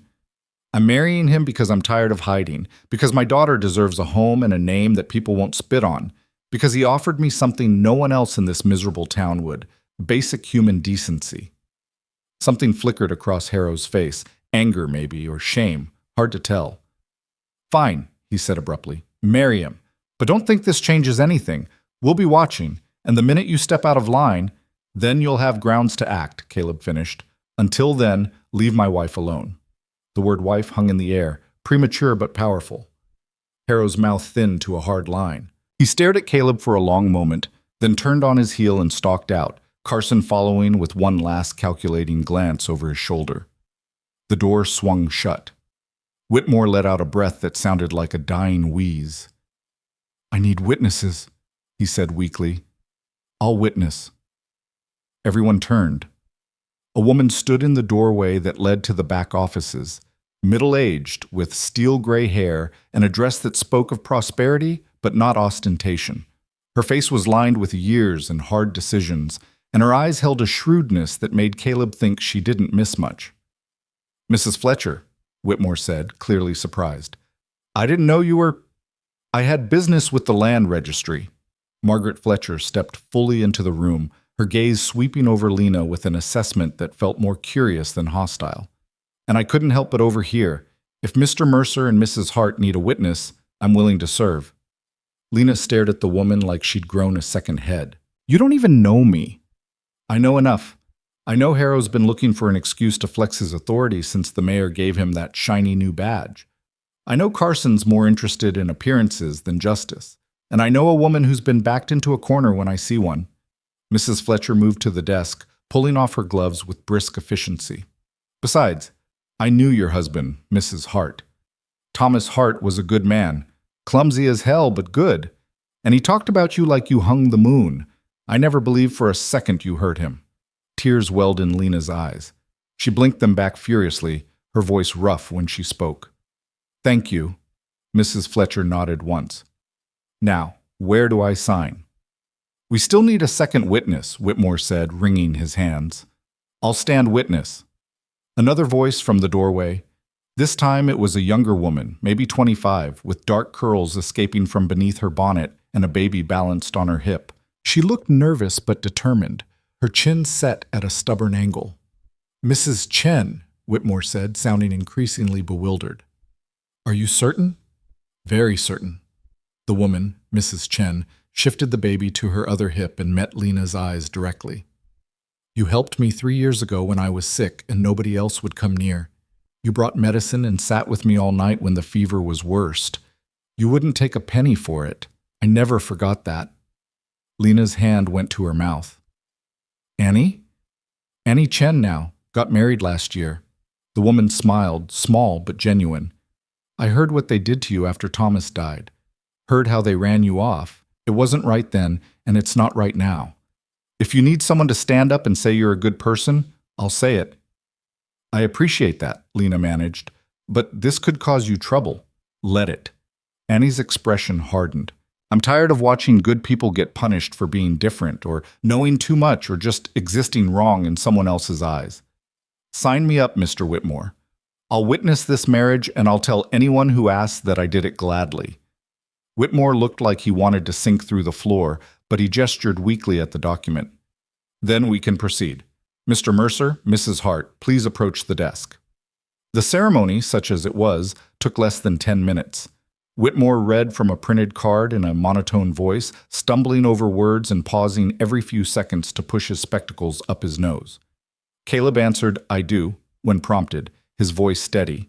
Lena's voice shook slightly on her own vow, but she got the words out clear enough. There were no rings, no flowers, no music or celebration or anything that made it feel like the weddings Caleb had attended as a younger man. Just signatures on paper, witnessed and stamped, legally binding two strangers together in an arrangement built on desperation and defiance. When Whitmore pronounced them married, Caleb turned to Lena and saw something fragile and breaking in her eyes. He took her hand, carefully, giving her every chance to pull away, and squeezed it once. A promise. Or maybe just acknowledgement that they'd crossed a line together and there was no going back. Lena squeezed back, brief and fierce, then released him. Mrs. Fletcher signed the witness line with a flourish. Annie Chen added her signature below it, then leaned over to whisper something in Lena's ear that made her blink hard against fresh tears. Congratulations, Mr. and Mrs. Mercer, Whitmore said faintly, handing Caleb the stamped certificate like it might explode. The marriage is legally recognized as of this moment. Caleb folded the document and tucked it carefully into his vest pocket. Appreciate your time, Whitmore. Outside, the morning had turned bright and sharp, sunlight glinting off the windows of buildings up and down the main street. A small crowd had gathered, not a mob exactly, but enough people to make it clear that word had spread fast. They stood in clusters, watching with expressions that ranged from curiosity to hostility to something that might have been satisfaction in seeing the mighty brought low. Caleb helped Lena onto Clover's back, then lifted Maisie up. The girl was trembling, her small face pinched with fear. It's all right, Caleb murmured. We're leaving now. They're staring, Maisie whispered. Let them stare. They'll get bored eventually. But as Caleb moved to Mount Rust, a voice called out from the crowd.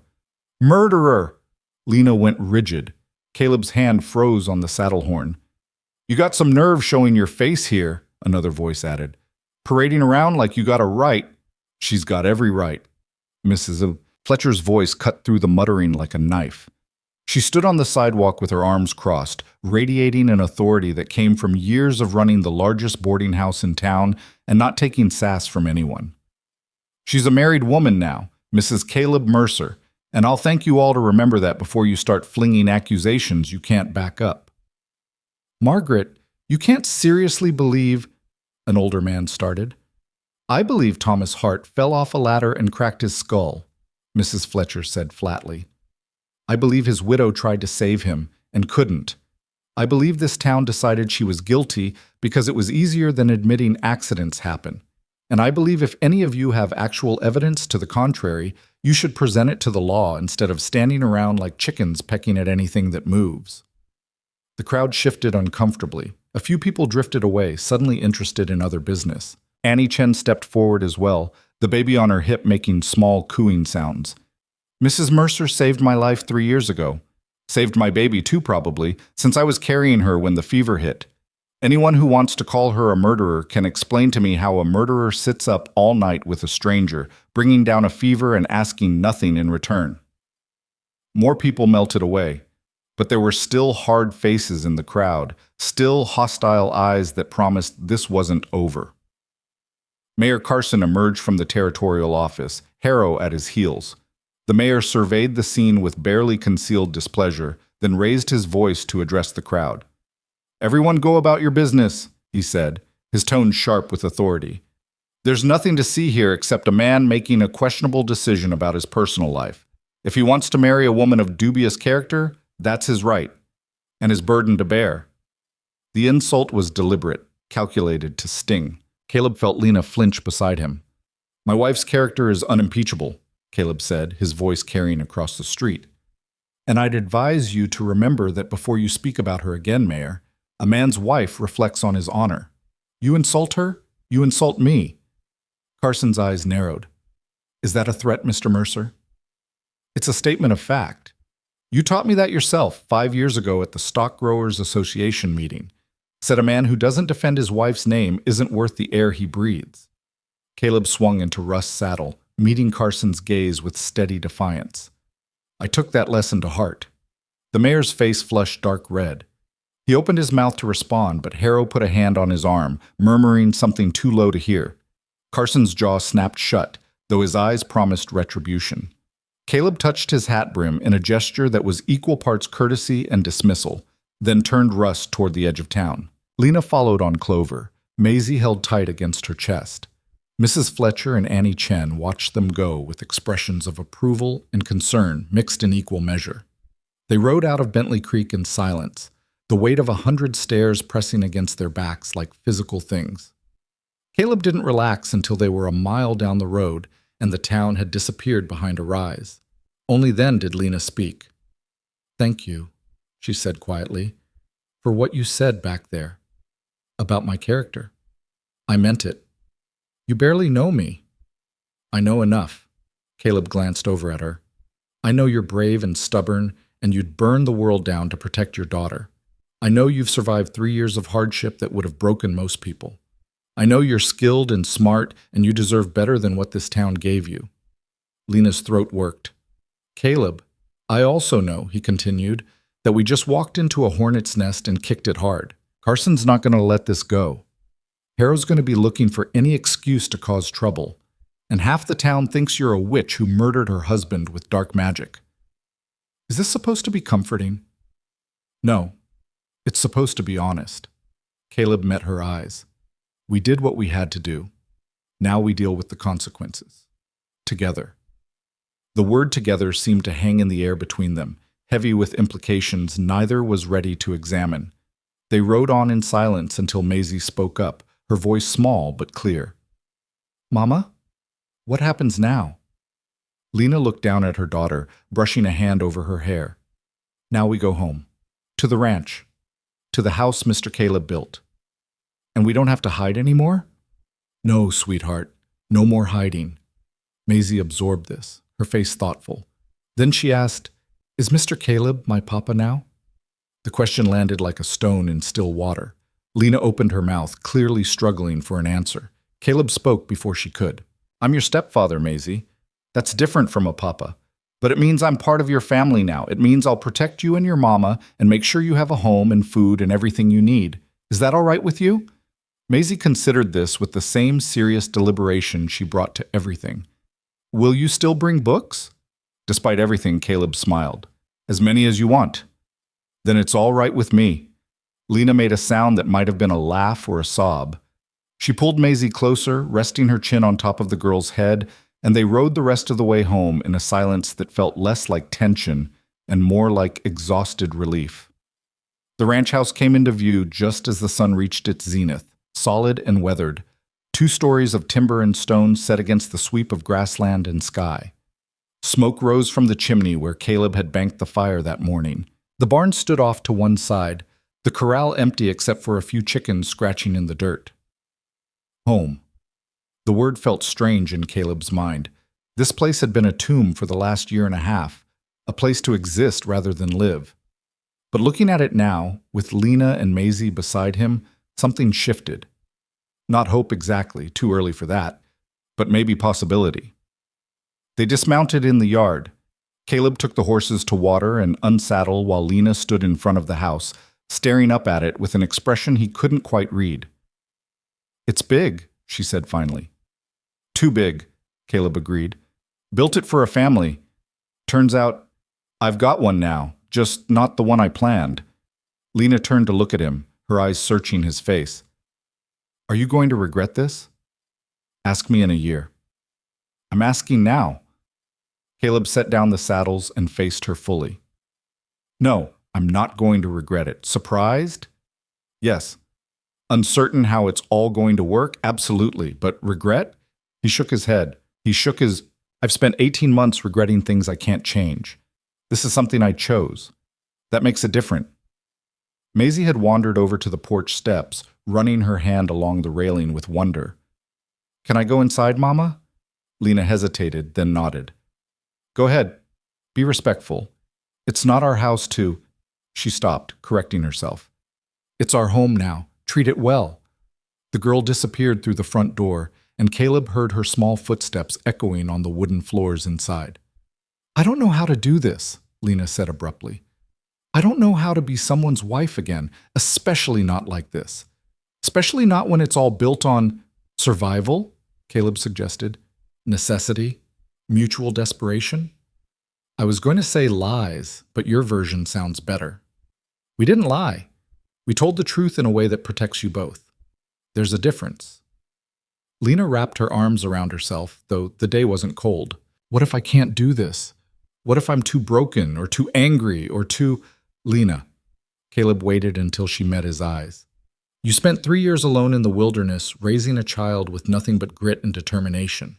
You stood up to armed men to protect her. You walked into a town that hates you and married a stranger to keep her safe. You're not broken. You're one of the strongest people I've ever met." "I'm terrified." "So am I." He offered a small smile. "Guess we'll figure it out together, starting with where everyone sleeps. You and Maisie can have the big bedroom upstairs. I'll take the smaller one down the hall." "That's not— You should have the big room. It's your house." "It's our house now. And that room gets the best light. Maisie can read by the window. You can set up your medicinal supplies. Make it yours." Tears spilled over, tracking down Lena's cheeks. She wiped at them impatiently. "I don't cry. I haven't cried since Thomas died, and I can't seem to stop today, and I hate it." Caleb took a step closer, slow and careful. "You've been holding everything in for 3 years. Maybe it's time to let some of it out. If I start, I won't stop." "Then don't stop. Not on my account." Lena looked at him for a long moment, her face working through a dozen emotions too fast to name. Then, with a sound that was pure anguish, she collapsed forward against his chest. Caleb caught her, his arms coming up automatically to hold her steady. She sobbed into his shirt, harsh, ugly sounds that she tried to muffle but couldn't quite contain. Her whole body shook with the force of it, years of grief and fear and rage pouring out in waves.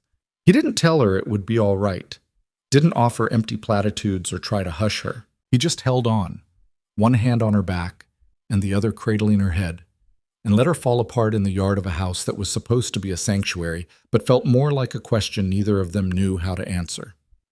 Eventually, the sobs slowed. Lena pulled back, her face blotchy and wet, and wiped at her eyes with shaking hands. "I'm sorry," she said hoarsely. "Don't be. I got your shirt soaked. It'll dry." Caleb released her carefully, giving her space. "Feel better?" "No, yes, I don't know." Lena laughed wetly. "I feel like I've been wrung out and hung up to dry." "That's probably accurate." He retrieved a handkerchief from his pocket and offered it. "Come on, let's get you and Maisie settled. You've had a long morning." They walked toward the house together, not touching but close enough that their shoulders almost brushed.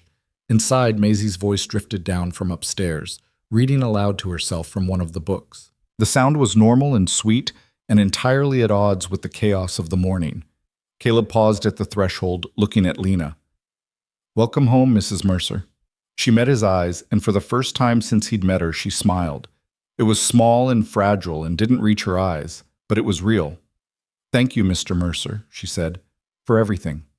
Then she walked inside, and Caleb followed, closing the door on the world outside and everything they'd left behind. The first week passed in careful orbits, each of them learning the shape of their new lives without colliding. Lena claimed the upstairs bedroom and transformed it methodically. Jars of herbs lined the windowsill, her few dresses hung on pegs, Maisie's small collection of treasures arranged on a shelf Caleb had built from scrap lumber. The girl slept on a pallet near her mother's bed, though Caleb had offered to build her a proper frame. "She has nightmares," Lena had said quietly. "Needs to know I'm close." Caleb didn't press. There were 100 questions he could have asked about what 3 years in the wilderness had done to a child, but he kept them locked behind his teeth. Some things revealed themselves in their own time. He kept to the smaller bedroom at the end of the hall, the one that had been meant for storage. It suited him, sparse and functional, just a bed and a trunk and a window that looked out toward the pine ridge where Lena's hollow lay hidden. Sometimes at night he'd stand at that window, watching the darkness, wondering if she did the same from her own room. They moved around each other with the politeness of strangers sharing a stagecoach. Please, and thank you, and excuse me. Caleb cooked breakfast because he woke earliest. Lena prepared supper because she insisted on contributing something. They ate together at the table that suddenly felt less empty, Maisie between them like a small bridge neither quite knew how to cross. On the fourth day, a rider came. Caleb was mending fence in the south pasture when he spotted the dust trail. He straightened, shading his eyes against the afternoon sun, and recognized the horse before the rider, a paint gelding that belonged to the territorial judge's clerk. His gut tightened. The rider pulled up at the fence line, a young man named Davies with a nervous disposition and ink-stained fingers. "Mr. Mercer, got a summons for you. And for Mrs. Mercer." Caleb took the envelope Davies held out, his hand steady despite the cold dread spreading through his chest. "What's this about?" "Custody hearing, 3 weeks from today. The mayor filed a petition on behalf of the territory claiming the minor child, Maisie Hart, is living in unsuitable conditions and should be removed to proper guardianship." Davies wouldn't meet his eyes. "I'm real sorry, Mr. Mercer. I'm just delivering the papers." "I understand. Thank you, Davies." The young man nodded and turned his horse, riding off like he couldn't get away fast enough. Caleb stood in the empty pasture, staring at the envelope in his hands. The paper felt heavy as lead. He found Lena in the garden behind the house, on her knees in the dirt, transplanting seedlings from the hollow. She looked up as he approached, and whatever she saw in his face made her go still. "What happened?" He handed her the summons without a word. Lena read it slowly, her lips moving slightly as she worked through the legal language. The color drained from her face in stages, leaving her gray as ash. "They're going to take her." Her voice came out flat and dead. "They're going to take my daughter, and there's nothing I can do to stop them." "That's not true." Caleb crouched beside her, dirt be damned. "We have 3 weeks to build a case, to show that Maisie's well cared for, that this marriage is legitimate, that there's no grounds for removal." "How?" Lena's hands crumpled the paper. "How do we prove legitimacy when everyone knows this marriage is exactly what they think it is? A desperate arrangement to avoid the law? We prove it by living it, by being a family, in fact, not just on paper." Caleb took the summons from her shaking hands and smoothed it out. "We need witnesses who'll testify that Maisie's thriving. We need to show she's being educated, fed, clothed properly. We need to demonstrate that our household is stable and appropriate. Mrs. Fletcher and Annie Chen already stood up for us once. They could testify. That's a start, but we need more. We need people who can speak to Maisie's well-being since she's been here.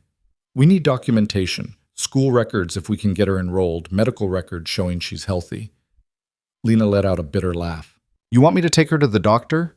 The same doctor who refused to examine her when she had pneumonia 2 years ago because he said he didn't treat witches' children?" Caleb felt anger flare hot in his chest. "Dr. Morrison said that?" "Not in those exact words, but the meaning was clear enough." "Then we find another doctor. There's one in Laurel Creek, about 30 miles east. We take Maisie there, get her examined and documented as healthy.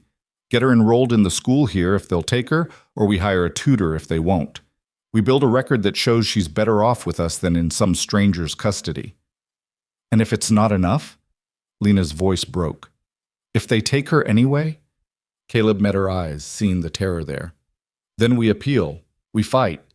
We don't stop fighting until we win, or there's no fight left to give." Something shifted in Lena's expression, fear giving way to the same fierce determination he'd seen when she held that hatchet against armed men. "All right. We fight. But Caleb, I need you to promise me something." "What?" "If this goes bad, if they manage to take her, you get her back, whatever it takes. Even if it means breaking the law, even if it means running." Her hands gripped his forearms hard enough to bruise. "Promise me you won't let them put my daughter in some institution where they'll break her spirit and teach her she's worthless."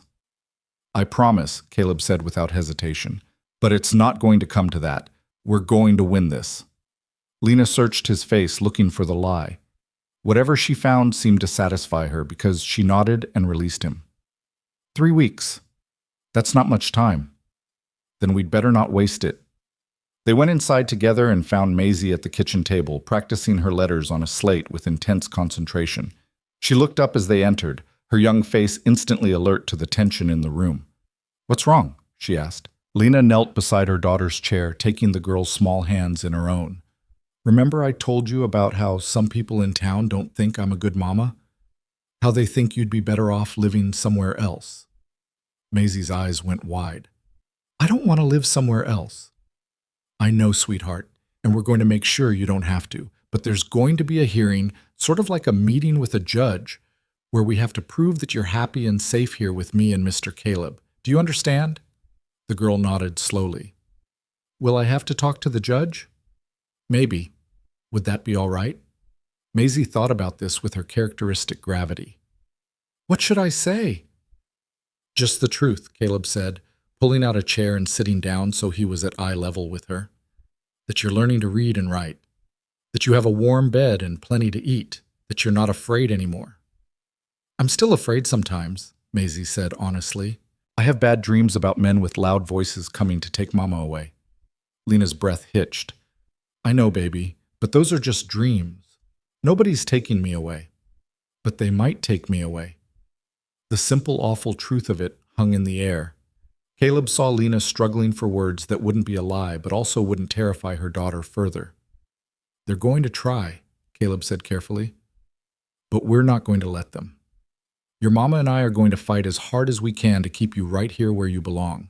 And while we're fighting, you're going to help us by being exactly who you are, smart and brave and wonderful. Can you do that?" Maisie looked between them, her old eyes calculating probabilities she was too young to name. "If I'm very good, will that help?" "You're already very good," Lena said fiercely. "This isn't about you being good enough, Maisie. You are enough, exactly as you are. This is about powerful people being wrong and us proving it." The girl absorbed this, then returned to her slate.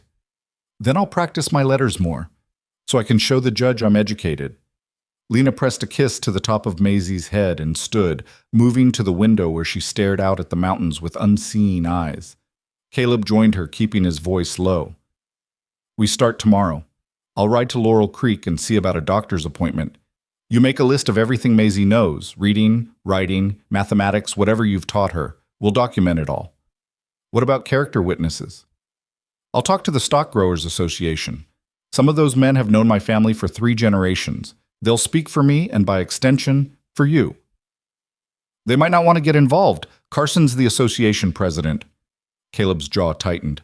"Then we'll see who values truth over politics." That night, after Maisie had fallen asleep upstairs, Caleb and Lena sat at the kitchen table working by lamplight. Lena wrote out lessons she'd taught: botany, basic medicine, history gleaned from the few books they'd had, arithmetic practiced with seeds and stones. Caleb drafted a list of witnesses to contact and a timeline for the next 3 weeks. "This is my fault," Lena said suddenly, her pen stilling on the paper. "If I'd stayed in town, faced the accusations head-on instead of running, they would have hanged you or locked you up and Maisie would have ended up in an orphanage," Caleb interrupted. "You did what you had to do to survive. Don't second-guess that now." "But if I'd been stronger, Lena." He waited until she looked at him. "You walked into a town that hated you, married a stranger, and stood up to armed men threatening your child. You are the strongest person I know. Stop questioning decisions you made when you had no good options." Her eyes glistened in the lamplight. "I'm scared, Caleb. I'm so scared of losing her." "I know, so am I." "Why?" The question came out raw. "Why do you care so much? She's not your daughter. This isn't your fight." Caleb thought about that, trying to find words for something he hadn't fully examined himself. "When Sarah died, I thought I was done. Thought I'd used up my allotment of family and purpose and everything that makes life worth living. Then you and Maisie showed up, and it was like—" He stopped, struggling. "Like someone handed me a reason to get out of bed that wasn't just going through the motions. You needed help, and I could give it. That mattered. It still matters." Lena was quiet for a long moment. Then, so softly he almost missed it, she said, "Thank you." "For what?" "For seeing us. For not treating Maisie like a burden or an obligation. For making this feel less like a business arrangement and more like—" She stopped, shaking her head. Never mind. Like what? Like we might actually make it through this. Caleb reached across the table and covered her hand with his. We will make it through this. I don't know how yet, but we will. She didn't pull away. They sat there in the lamplight, hands touching, until the clock struck 10 and Lena finally withdrew. I should check on Maisie, she said, standing. Thank you, Caleb, for everything. He watched her climb the stairs, her shadow elongating on the wall, and tried not to think about how natural it felt to plan a future with a woman he'd known less than a month. Tried not to think about the way his chest tightened when Maisie smiled, or how Lena's rare laughter had started to feel like something worth working for. This was supposed to be an arrangement, protection in exchange for companionship, legal cover for both of them. But sitting alone in his kitchen at midnight, drafting arguments to keep a family together, Caleb had to admit it was becoming something else entirely. The next 2 weeks blurred into frantic activity. Caleb made the ride to Laurel Creek and returned with an appointment scheduled for Maisie's examination.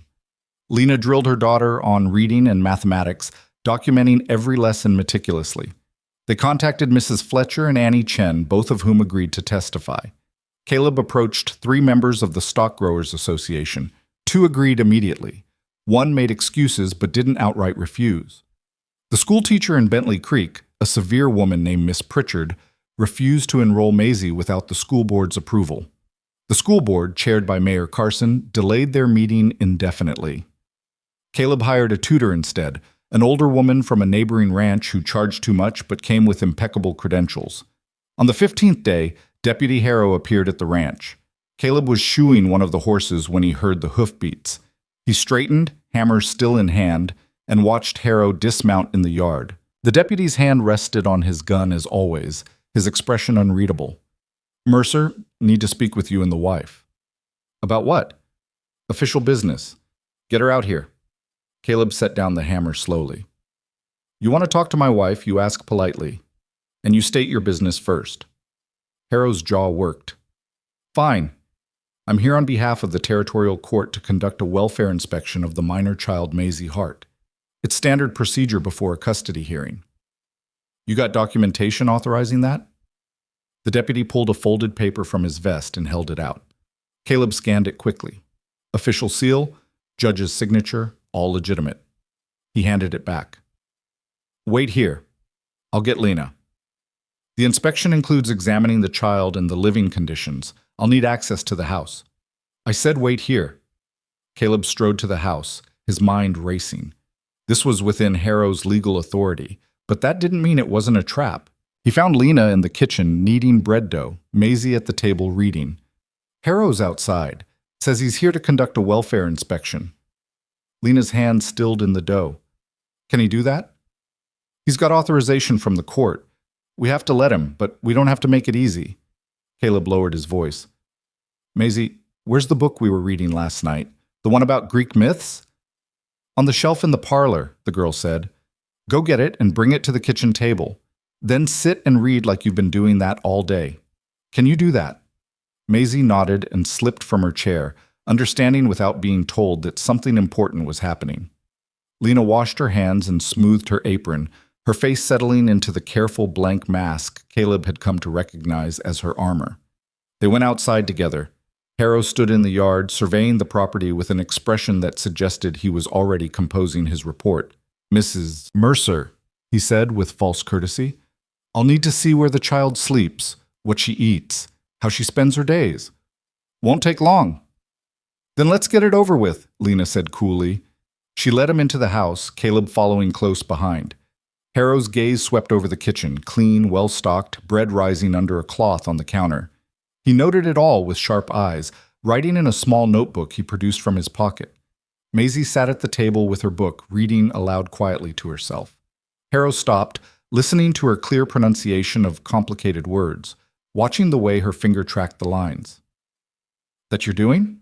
He asked Lena. I taught her to read, if that's what you're asking. Taught her well. It sounded like an accusation. Where'd you learn such things?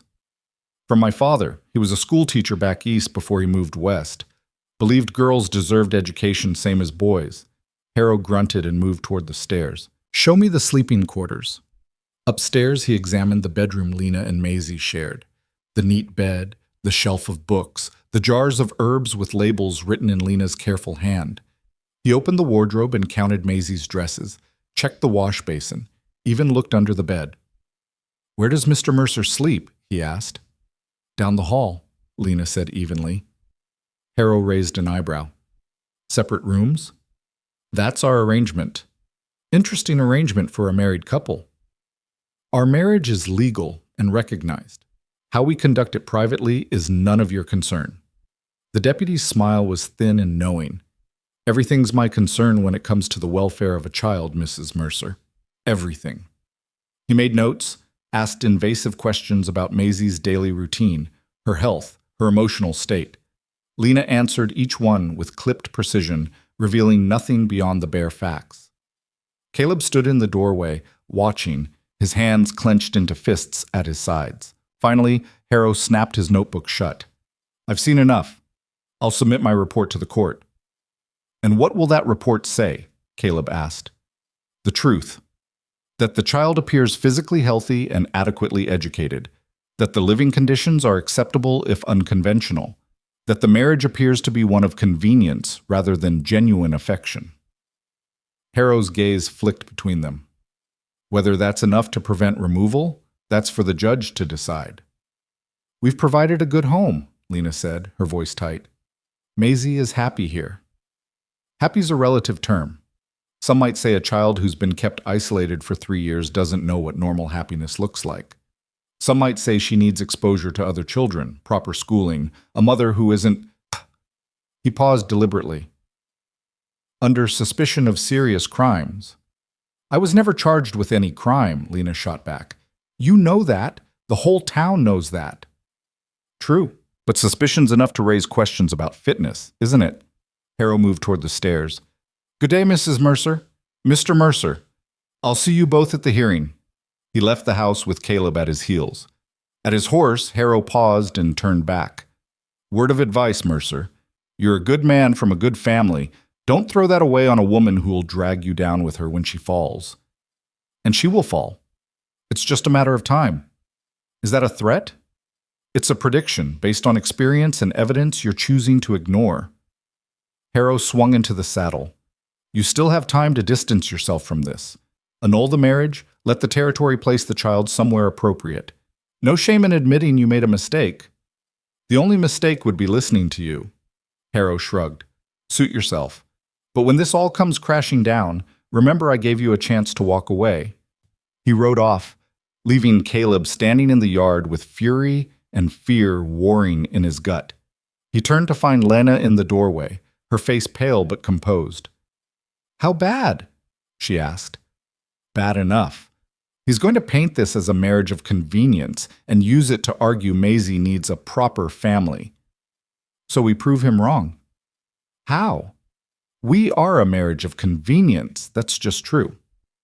Lena was quiet for a moment. Then she stepped out onto the porch, closing the door behind her so Maisie couldn't hear. "Then we make it look less convenient, more real." "What are you suggesting?" "I'm suggesting we give them the performance they need to see. Affection, partnership, a marriage that looks genuine enough that questions become insulting." She met his eyes. "I'm suggesting we lie better."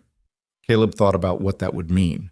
Touching more, speaking with warmth instead of careful politeness, presenting a united front that went beyond legal documents, playing at being a real couple until the lines blurred and nobody could tell where the performance ended. "That's a dangerous game," he said quietly. "More dangerous than losing Maisie?" "No, but dangerous in different ways." Lena stepped closer, and Caleb could smell bread and lavender and something uniquely her. "I don't care about dangerous. I care about keeping my daughter. If that means pretending to be in love with you, I'll do it. If it means sleeping in the same room to keep up appearances, I'll do that too, whatever it takes." "Lena, I know what I'm asking. I know it's not fair to you, but I'm asking anyway." Her voice cracked slightly. "Please, help me save her." Caleb looked at this woman who'd been nothing but honest about her desperation, her fear, her willingness to sacrifice anything for her child. He thought about Maisie's serious little face and her careful smiles, and the way she'd started to trust that the world might not always hurt her. He thought about the empty years after Sarah died and the way his house had started to feel like a home again, with voices echoing through it. "All right," he said, "we'll do whatever it takes. But Lena, if we're going to do this, we do it right. No half measures. We have to be believable." "I can be believable." "Can you?"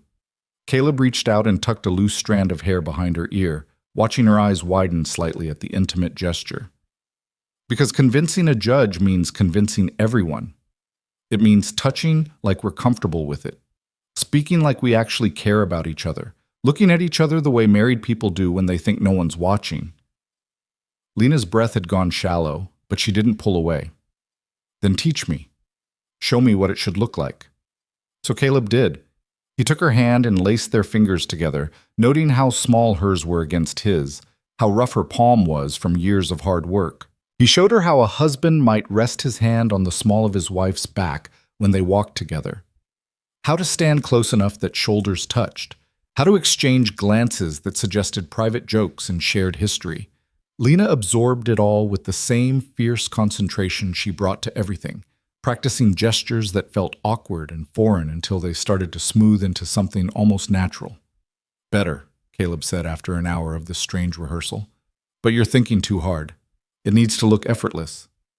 "How am I supposed to make it effortless when every instinct I have says don't trust, don't soften, don't let anyone close enough to hurt you?"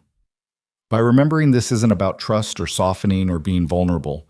It's about survival, and you're very good at survival." Lena laughed, short and bitter. "You're right, I am. So let's survive this too." They practiced more over the following days, adding layers to their performance. Caleb called her "my dear" in front of the tutor. Lena rested her hand on his arm when they spoke with Mrs. Fletcher about testimony. They ate meals closer together at the table, passing dishes with casual familiarity that wasn't entirely feigned anymore. Maisie watched it all with her knowing eyes, but said nothing. The night before the hearing, Caleb couldn't sleep. He stood at his window watching the stars wheel overhead and thinking about the next day, about what they stood to lose, about the fragile thing they'd built in 3 weeks. Not quite a family, not quite a performance, something in between that defied easy definition. A knock at his door made him turn. Lena stood in the hallway in her nightgown and robe, her hair loose around her shoulders.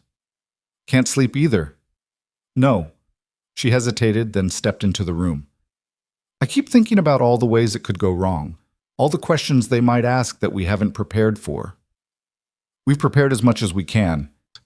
"What if it's not enough?" Caleb crossed to her, taking her hands in his. "Then we'll deal with it, together.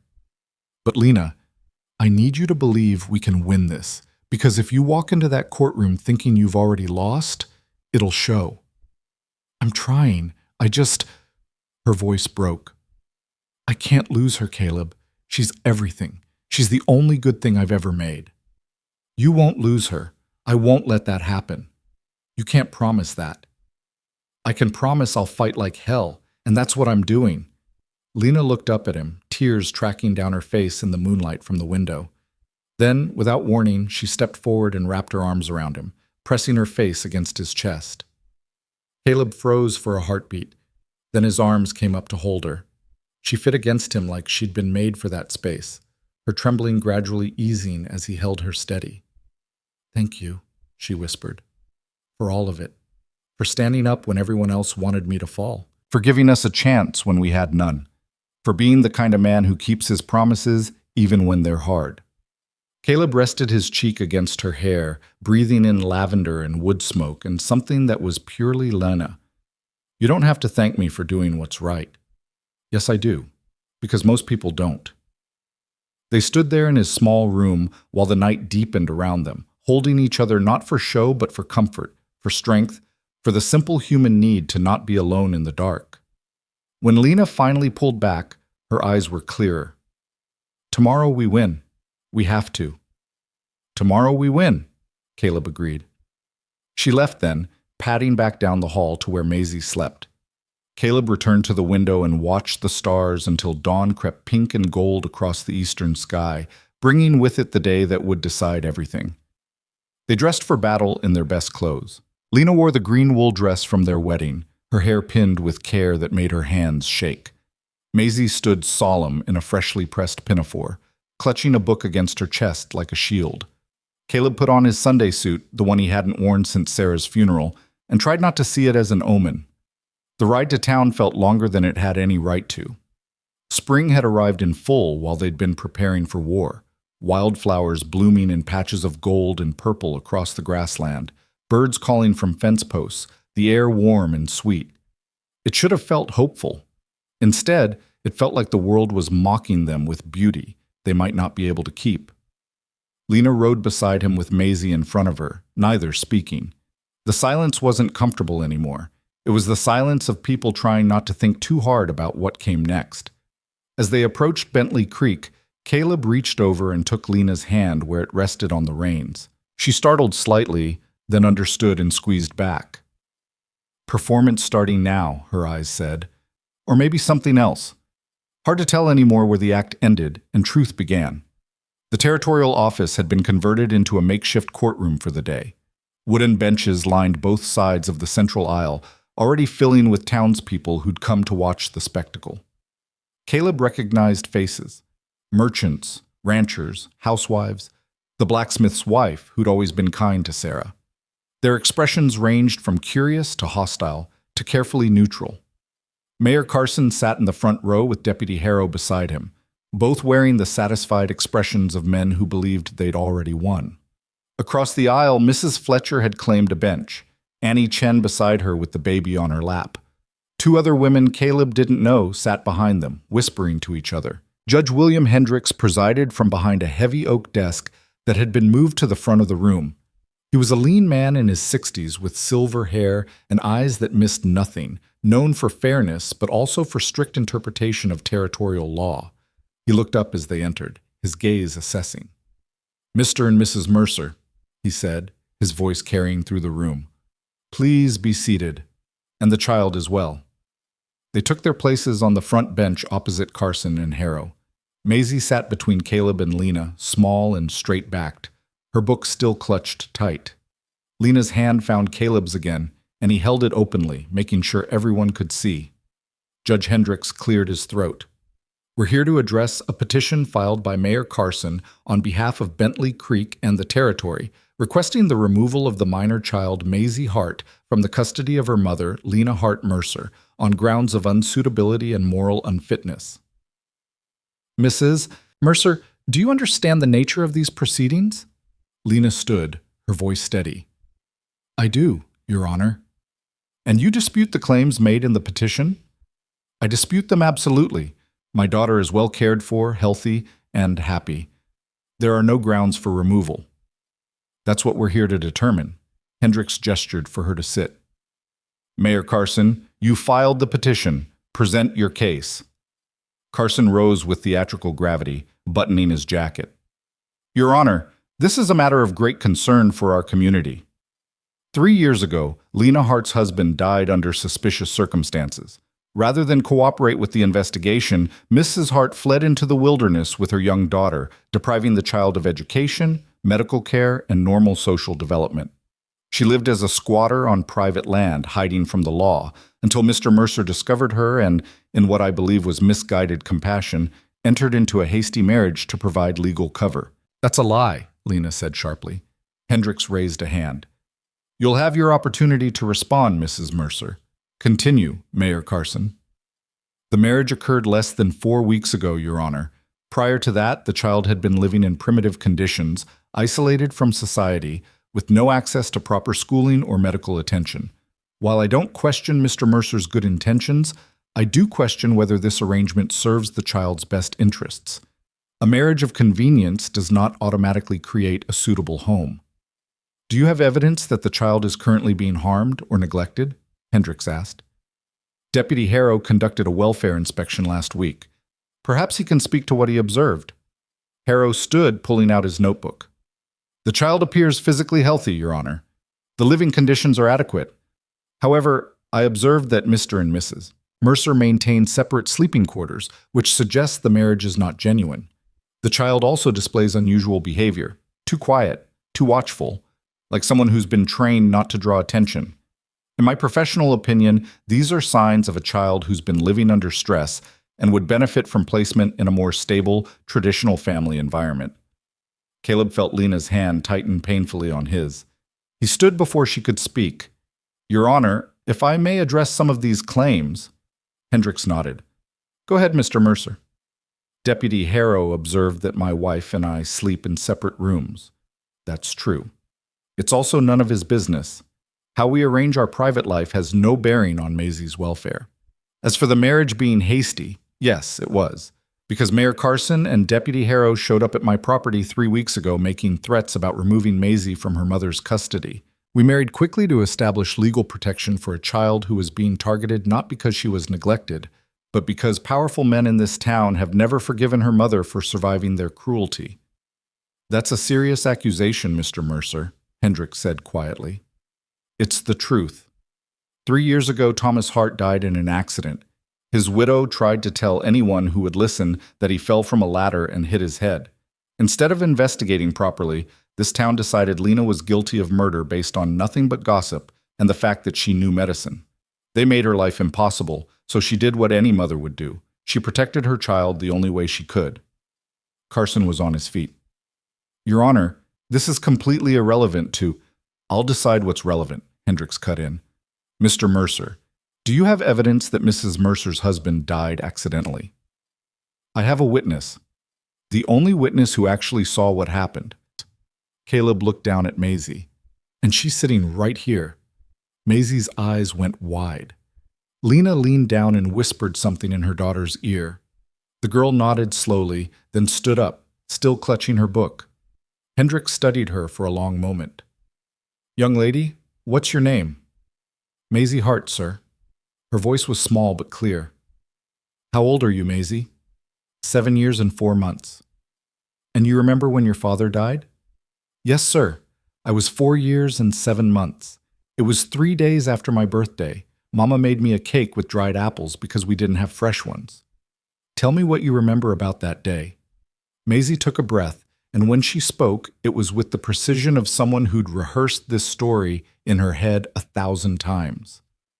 Papa was fixing the barn roof. One of the boards had come loose in a storm.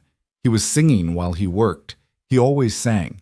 He stepped on a rung of the ladder and it broke because it was old and rotten. He fell backward and his head hit the big stone by the well. There was blood in his hair. The courtroom had gone absolutely silent. Even Carson looked uncomfortable. What did your mother do? Hendricks asked gently. She ran to him. She put her hands on his head to stop the bleeding, and she kept saying his name over and over. She told me to get the medicine bag, and I did. She used herbs to try to make the bleeding stop, but it wouldn't. Papa's hand went cold. Mama cried. I never saw her cry before that day or since. Tears streamed down Lena's face, but she made no sound. Caleb put his arm around her shoulders, solid and real. Did you ever see your mother hurt your father? Hendricks asked. Push him, or fight with him, or do anything that might have caused his fall? No, sir. Mama loved Papa. Papa loved Mama. They were happy. Thank you, Maisie. You can sit down now. The girl sank back onto the bench, trembling. Lena pulled her close, pressing her face into Maisie's hair. Hendricks turned to Carson. Mayor, this child's testimony directly contradicts the suspicions that drove Mrs. Mercer from town 3 years ago. Do you have any evidence, actual evidence, not speculation, that Thomas Hart's death was anything other than accidental? Carson's jaw worked. Your Honor, the child was 4 years old at the time, and she just recounted specific details that could easily be verified. The ladder, the stone, the location. Was any of this investigated? Silence. Deputy Harrow? Hendricks prompted. You were serving in your current capacity 3 years ago. Was there an official investigation into Thomas Hart's death? Harrow shifted uncomfortably. There was an informal inquiry, Your Honor. Several people reported that Mrs. Hart had knowledge of poisons and herbs that could— I asked about evidence, Deputy. Was the body examined by a coroner? Was the ladder inspected? Were photographs taken of the scene? No, Your Honor. The family requested immediate burial, and we honored that request. What family? Lena's voice cut through the room like a knife. I'm his family. I'm his wife. And I never requested immediate burial. You did that. You and Mayor Carson's predecessor. You buried my husband before anyone could properly examine him because if they had, they would have seen exactly what Maisie described, a tragic accident caused by a rotten ladder rung. Do you have proof of that? Carson demanded. Do you have proof of murder? Lena shot back. Because that's what you've been accusing me of for 3 years. So show me the evidence. Show me one single piece of proof that I killed my husband. Carson opened his mouth, then closed it. Harrow stared at his boots. Hendricks made a note in his ledger. This is troubling. A woman was driven from her home based on unsubstantiated allegations, and now those same allegations are being used to justify removing her child. Mayor Carson, unless you have additional evidence of Mrs. Mercer's unfitness as a parent, I'm not inclined to continue this proceeding. Your Honor, the isolation alone, Mrs. Mercer isolated herself because your town made it clear she wasn't welcome. That's not unfitness. That's survival. Hendricks looked at Lena. Mrs. Mercer, I'd like to hear from you directly. Why should I allow your daughter to remain in your custody? Lena stood, wiping her eyes. Because I love her more than my own life. Because I've spent every day for the last 3 years making sure she was fed, educated, safe, and loved. Because when this town decided I was guilty without trial, I didn't give up. I found a way to protect her. And when Mr. Mercer offered us a chance at something better, I took it. Not because I'm trying to escape justice or hide from the law, but because my daughter deserves a home where she doesn't have to be afraid. Tell me about her education. She reads at a level far beyond her age. She knows mathematics, basic science, geography, history. I taught her everything I know, and when that wasn't enough, Mr. Mercer brought books. She's currently reading Greek mythology and Aesop's fables. Medical care? We took her to Dr. Mitchell in Laurel Creek 2 weeks ago. He examined her thoroughly and found her in excellent health. I have his written report. Lena pulled a folded document from her pocket and handed it to Hendricks. The judge read it carefully, his expression revealing nothing. What about socialization? Friends her own age? That's the one thing I couldn't give her while we were hiding, but now we're not hiding anymore. Mister, Mercer and I have been trying to enroll her in the school here in Bentley Creek, but the school board has refused to meet to consider her application. Carson's face flushed red. That's not... We've been busy with... With what? Hendricks interrupted. It's been 3 weeks since Mrs. Mercer became Mrs. Mercer and presumably eligible for all the services available to ranchers' families in this district. Why hasn't this child been enrolled in school? No one answered. Hendricks closed his ledger with a snap that made several people jump. I've heard enough. Mrs. Fletcher, I believe you're listed as a witness for the Mercers. Mrs. Fletcher stood. Yes, Your Honor. What can you tell me about this family? I can tell you that I've known the Mercer family for 20 years. Caleb Mercer is one of the most decent men in this territory. I can also tell you that I knew Thomas Hart, and he was a good man who died in a tragic accident. His wife loved him and tried to save him. The fact that she couldn't doesn't make her a murderer. It makes her human. Since she married Mr. Mercer, I've seen them together in town. I've watched how he treats her daughter with kindness and respect. I've seen a family forming, not a sham. Mrs. Chen, you also signed on as a witness. Annie Chen stood, bouncing the baby on her hip. Lena Hart saved my life 3 years ago when I was sick, and nobody else would help me because they said I was foreign and different. She didn't care about that. She just cared that I was suffering. That's the kind of person she is. And I've seen her with Maisie. That child is loved and cherished. Taking her away would be cruel and wrong. 2 more women stood without being called. Women Caleb vaguely recognized from town, but couldn't name. Your Honor, if I may, one of them said, my name is Sarah Bridger. Lena Hart helped deliver my baby 6 years ago when the doctor wouldn't come because we couldn't pay. She asked for nothing in return. Just said every child deserves a safe entry into the world. The second woman spoke up. I'm Ruth Anderson. Lena taught me about herbs that helped my mother's pain when she was dying. The doctor said there was nothing to be done, but Lena made tinctures that gave my mother comfort in her last weeks. She's a healer, not a murderer, and this town should be ashamed of what we did to her. The murmuring in the courtroom grew louder. Hendricks banged his gavel once. Order. Is there anyone else who wishes to speak on behalf of the Mercers? A man stood in the back, weathered and gray-haired, wearing the clothes of someone who worked with his hands. Name's Cooper, Your Honor. I'm a builder. I inspected the Hart barn after Thomas died, and I can confirm that ladder was rotted through. Any man who stepped on it would have fallen. I told Deputy Harrow that at the time. He chose not to include it in any report. All eyes turned to Harrow. The deputy's face had gone pale. Is that true, Deputy? Hendricks asked, his voice dangerously quiet. There were other factors to consider. Such as? Harrow's mouth opened and closed.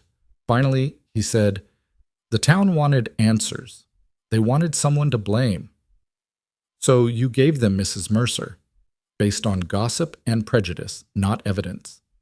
Hendricks stood, and there was steel in his bearing.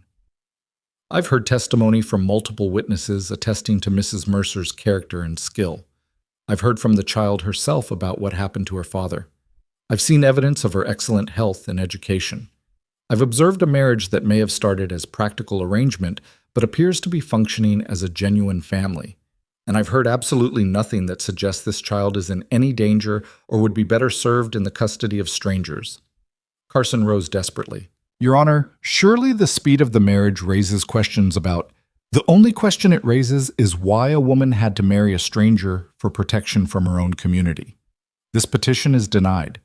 Maisie Hart will remain in the custody of her mother and stepfather.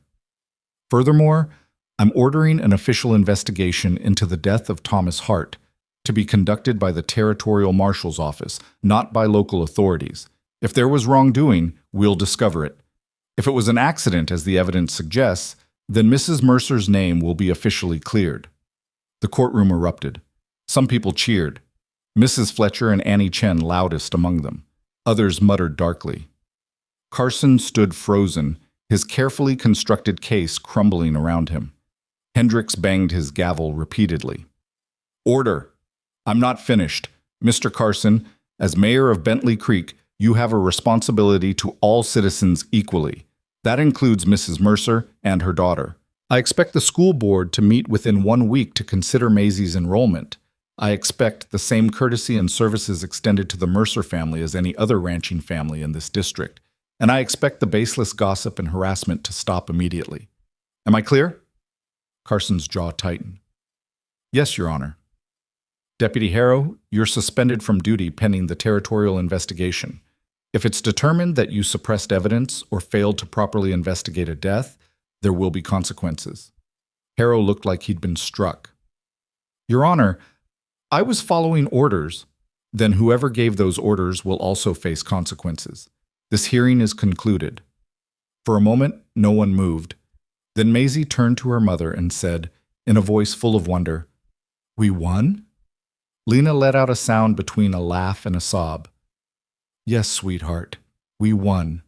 She pulled Maisie into her arms, holding her daughter so tight it must have hurt. Caleb's throat tightened watching them. This small, fierce woman and her small, fierce child, finally getting the justice they deserved. Mrs. Fletcher pushed through the crowd to embrace Lena. Annie Chen wasn't far behind, tears streaming down her face. The women who'd testified pressed close, offering congratulations and apologies for not speaking up sooner. Sarah Bridger took Lena's hand and said, "I'm sorry we let you down before. It won't happen again." Caleb stood back, letting Lena have this moment. Then she looked up and reached for him, and he went to her side because that's where he belonged now. She leaned into him, exhausted and triumphant, and he held her steady while Maisie wrapped her arms around both their legs. "Thank you," Lena whispered against his shoulder. "Thank you for fighting." "We fought together," Caleb said. "That's what family does." The word family hung in the air, and this time neither of them questioned it. Mayor Carson and Deputy Harrow left the courthouse through the back door, avoiding the crowd. Caleb watched them go and felt no satisfaction, only a grim awareness that powerful men didn't like to lose. The battle might be over, but the war would probably continue in smaller, pettier ways. Let it come. They'd survived worse. Outside, the spring afternoon was bright and warm. People stopped them on the street, some to offer genuine congratulations, others to stare and whisper. Caleb kept his arm around Lena's shoulders, making it clear to anyone watching that they were a unit now, not to be divided. They rode home in silence again, but this time it was the good kind. The silence of people too full of emotion to speak. The silence of relief so profound it felt physical. Maisie fell asleep against her mother's chest, worn out by the day. Lena looked down at her daughter with such tenderness it hurt to witness. "She's going to have a normal life now," she said softly. "School, friends, a future that isn't just survival. She deserves it. So do you." Lena met his eyes. "A real family, not just a legal arrangement. Children of your own someday, if you want them. A wife who actually loves you instead of just being grateful to you." Caleb thought about that, thought about how the lines had blurred over the past few weeks between obligation and affection. Thought about how he'd started looking forward to breakfast because Lena would be there, how Maisie's laughter had become something he actively tried to earn. Thought about last night when Lena had come to his room seeking comfort and how right it had felt to hold her. "What if I told you," he said carefully, "that I'm not sure I know the difference anymore between grateful and other things?" Lena's breath caught. "Caleb, I'm not asking for anything," he said quickly. "I know this started as protection, a bargain. I'm not trying to change the terms. I just want you to know that somewhere along the way, keeping you and Maisie safe stopped being about obligation and started being about," he struggled for the word, "about caring, really caring." She was quiet for so long he thought he'd made a terrible mistake. Then she said, "I'm scared of this." "Of what?" "Of wanting more. Of letting myself feel things I thought I'd buried with Thomas. Of trusting that this could be real instead of just convenient." Her voice dropped. "Of believing that someone could actually choose us, not just tolerate us for the sake of legal paperwork." "I'm choosing you," Caleb said. "Both of you. Not because I have to, because I want to." Tears spilled down her cheeks again. "I don't know how to do this. How to be someone's wife when I'm still so broken inside." "You're not broken. You're healing. There's a difference. What if I can't love you the way you deserve?" "Then you love me the way you can, and I'll do the same, and we'll figure out the rest as we go." Caleb reached over and took her hand again. "No more pretending, Lena. No more performing. Just us, building something real out of the pieces we have left." She looked at him for a long moment, searching his face. Then, slowly, she nodded. "Okay, we try, really try. But Caleb, you have to promise me something." "What?" "If it doesn't work, if you wake up one day and realize this isn't what you want, you tell me. You don't just suffer through it out of obligation. You tell me the truth." "I promise. But you have to promise me the same thing." "Deal." They shook on it solemnly, like children making a pact, and then both of them started laughing at the absurdity of it. Maisie stirred and mumbled something unintelligible, then settled back into sleep. The ranch came into view as the sun began its descent toward the western mountains. Home, Caleb thought, and this time the word didn't ache.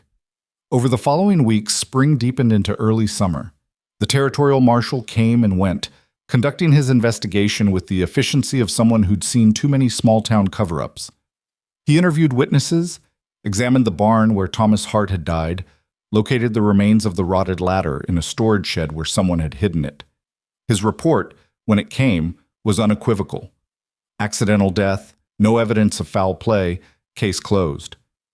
Lena wept when Caleb read her the official letter. Not tears of sadness, but of vindication. Her name, finally, was clear.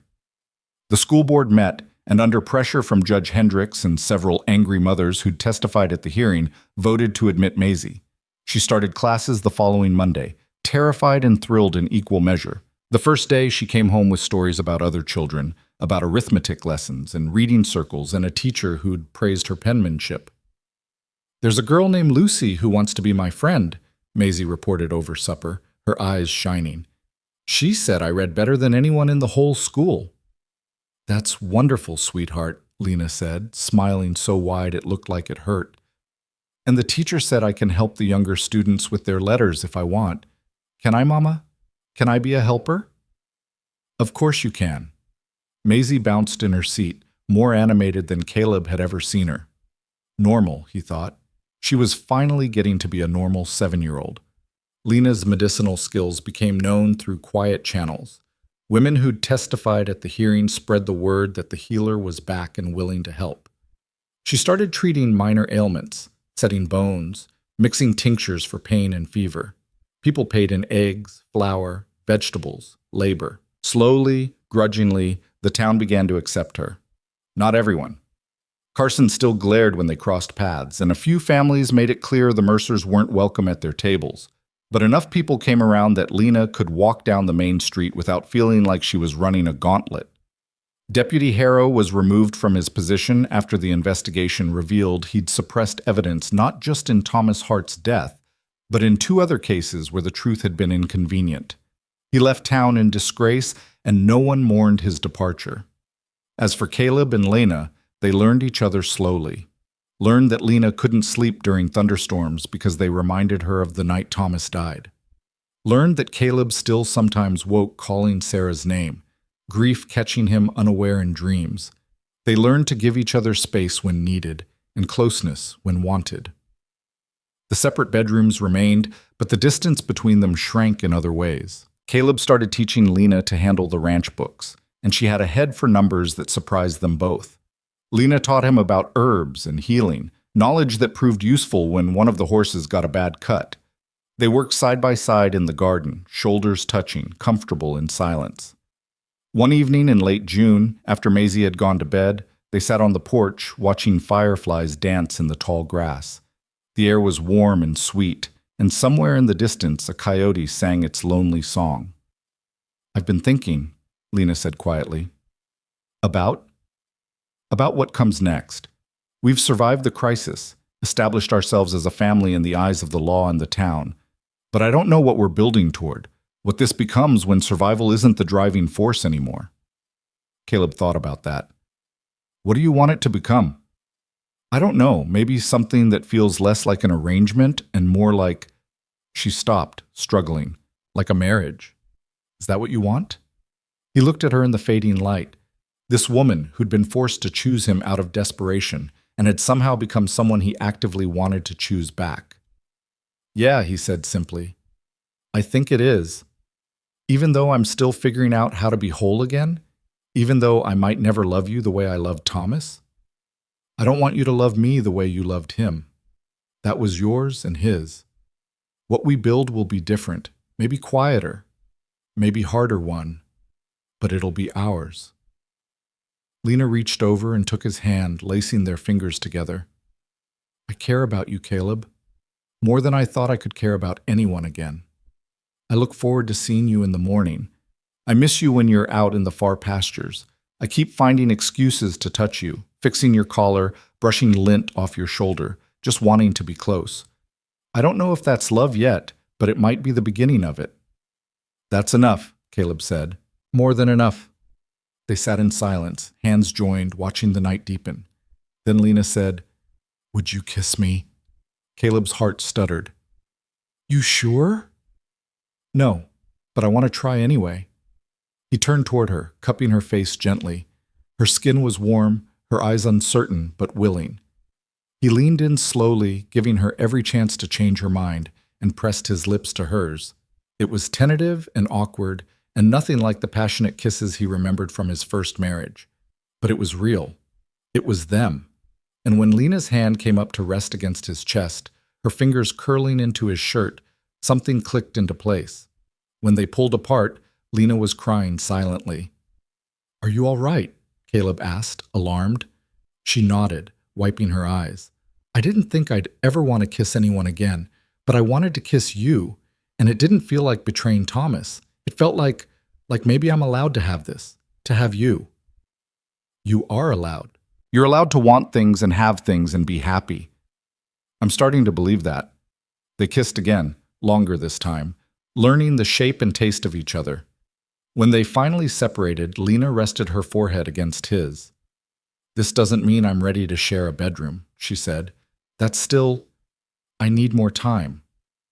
I know, no rush. We'll move at whatever pace you need. Thank you, she pulled back smiling, for being patient, for being kind, for being you. Right back at you. They stayed on the porch until the stars came out in their full glory, talking about small things, plans for the fall harvest, whether to get Maisie a pony, improvements needed on the barn. Ordinary things, beautiful things. When they finally went inside, Lena paused at the stairs and turned back to him. "Good night, Caleb." "Good night, Lena." She started up the steps, then stopped. "I'm glad I found you, or you found me, however it happened." "Me too." She smiled and continued upstairs, leaving Caleb alone in the quiet house. But it didn't feel lonely anymore. It felt full of voices and laughter, and the promise of more to come. Summer rolled on. Maisie thrived in school, bringing home friends for visits and chattering endlessly about her lessons. Lena's healing practice grew, and with it, her confidence. She walked into town with her head high, meeting people's eyes, no longer expecting cruelty at every turn. Caleb watched his wife, and she was his wife now, in every way that mattered, blossom into someone new. Not who she'd been before tragedy struck, but someone forged by hardship into something stronger and more beautiful for the breaking. One morning in September, he woke to find Lena standing in his doorway, wearing her nightgown and robe, her hair loose around her shoulders. "Can I come in?" she asked. Of course. She crossed the room and sat on the edge of his bed, nervous energy radiating from her. "I've been thinking." "Seems to be a lot of that going around." She smiled despite her nerves. "I don't want separate rooms anymore. I want to actually be married, not just legally, but in every way. I want to wake up next to you. I want to build a real life together. I want—" Her voice dropped. "I want more children someday, if we're lucky. A brother or sister for Maisie. A family that's ours, not just assembled from broken pieces." Caleb sat up, his heart hammering. "Are you sure? Because we don't have to—" "I'm sure. Not because I think I should. Not because it's expected. But because I want to. Because somewhere in the middle of all this survival and pretending and figuring things out, I fell in love with you, Caleb Mercer. And I'd like to actually be your wife, if you'll have me." He pulled her into his arms, holding her tight. "I'll have you. I love you too. Have for weeks, I think. Maybe longer. Hard to pinpoint exactly when it happened." Lena laughed against his chest. "We should probably tell Maisie we're moving my things to your room. She'll have questions." "She's 7. She already knows everything." "True. That child is too perceptive for her own good." They held each other as the morning light filtered through the window, gilding everything gold. Outside, the ranch stirred to life, birds calling, horses whickering in the corral, the familiar sounds of home. "What made you change your mind?" Caleb asked.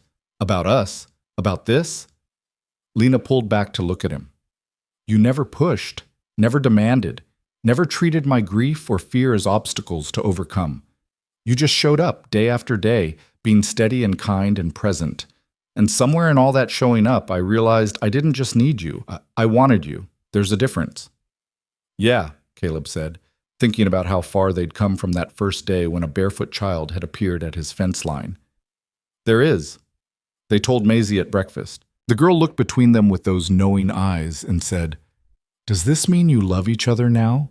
Really love each other?" "Yes," Lena said. "Good. Lucy's parents love each other and they smile a lot. I want you to smile a lot too." "We'll work on that," Caleb promised. "Also, can I have a baby brother or sister? Lucy has 3 siblings and she says it's fun most of the time." Lena choked on her coffee. "We'll see, sweetheart. These things take time." "How much time?" "Eat your eggs."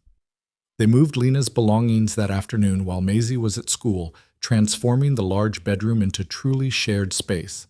It felt monumental and terrifying and absolutely right.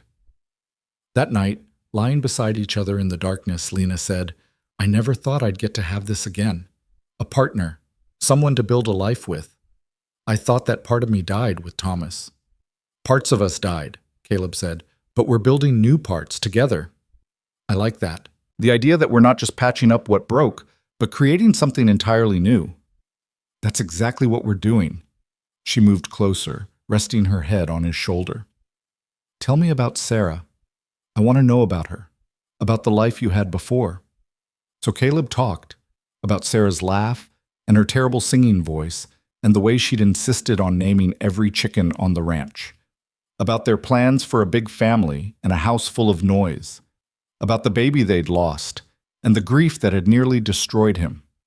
And Lena talked about Thomas, his clumsiness and his singing and his gentle hands, about their small, quiet love and the future they'd imagined together, about how his death had shattered her world. They grieved together for the loves they'd lost, honoring those memories without being imprisoned by them.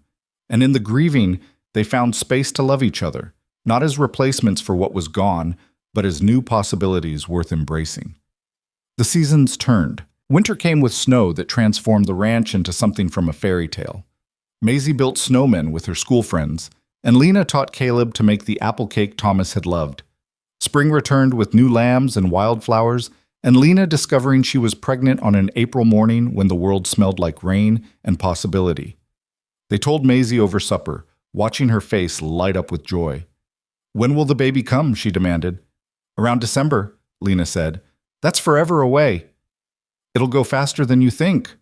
Summer brought long days and hard work, and Lena's belly swelling with new life. Caleb watched her move through the house and felt something he'd thought he'd never feel again: hope for the future. Real hope, not just the grim determination to keep surviving. On a September evening, almost exactly 2 years after Maisie had appeared at his fence line, Caleb found Lena in the garden, watching the sunset. He wrapped his arms around her from behind, resting his hands on her pregnant belly.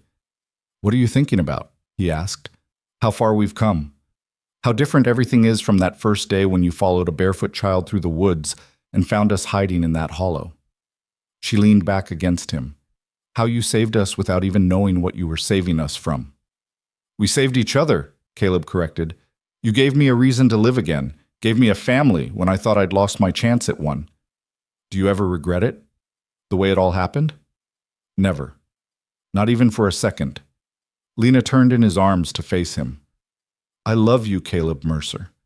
Not because you rescued me, or because you protected Maisie, or because you gave us a home, but because you're kind and stubborn, and you never gave up on us even when we gave you every reason to.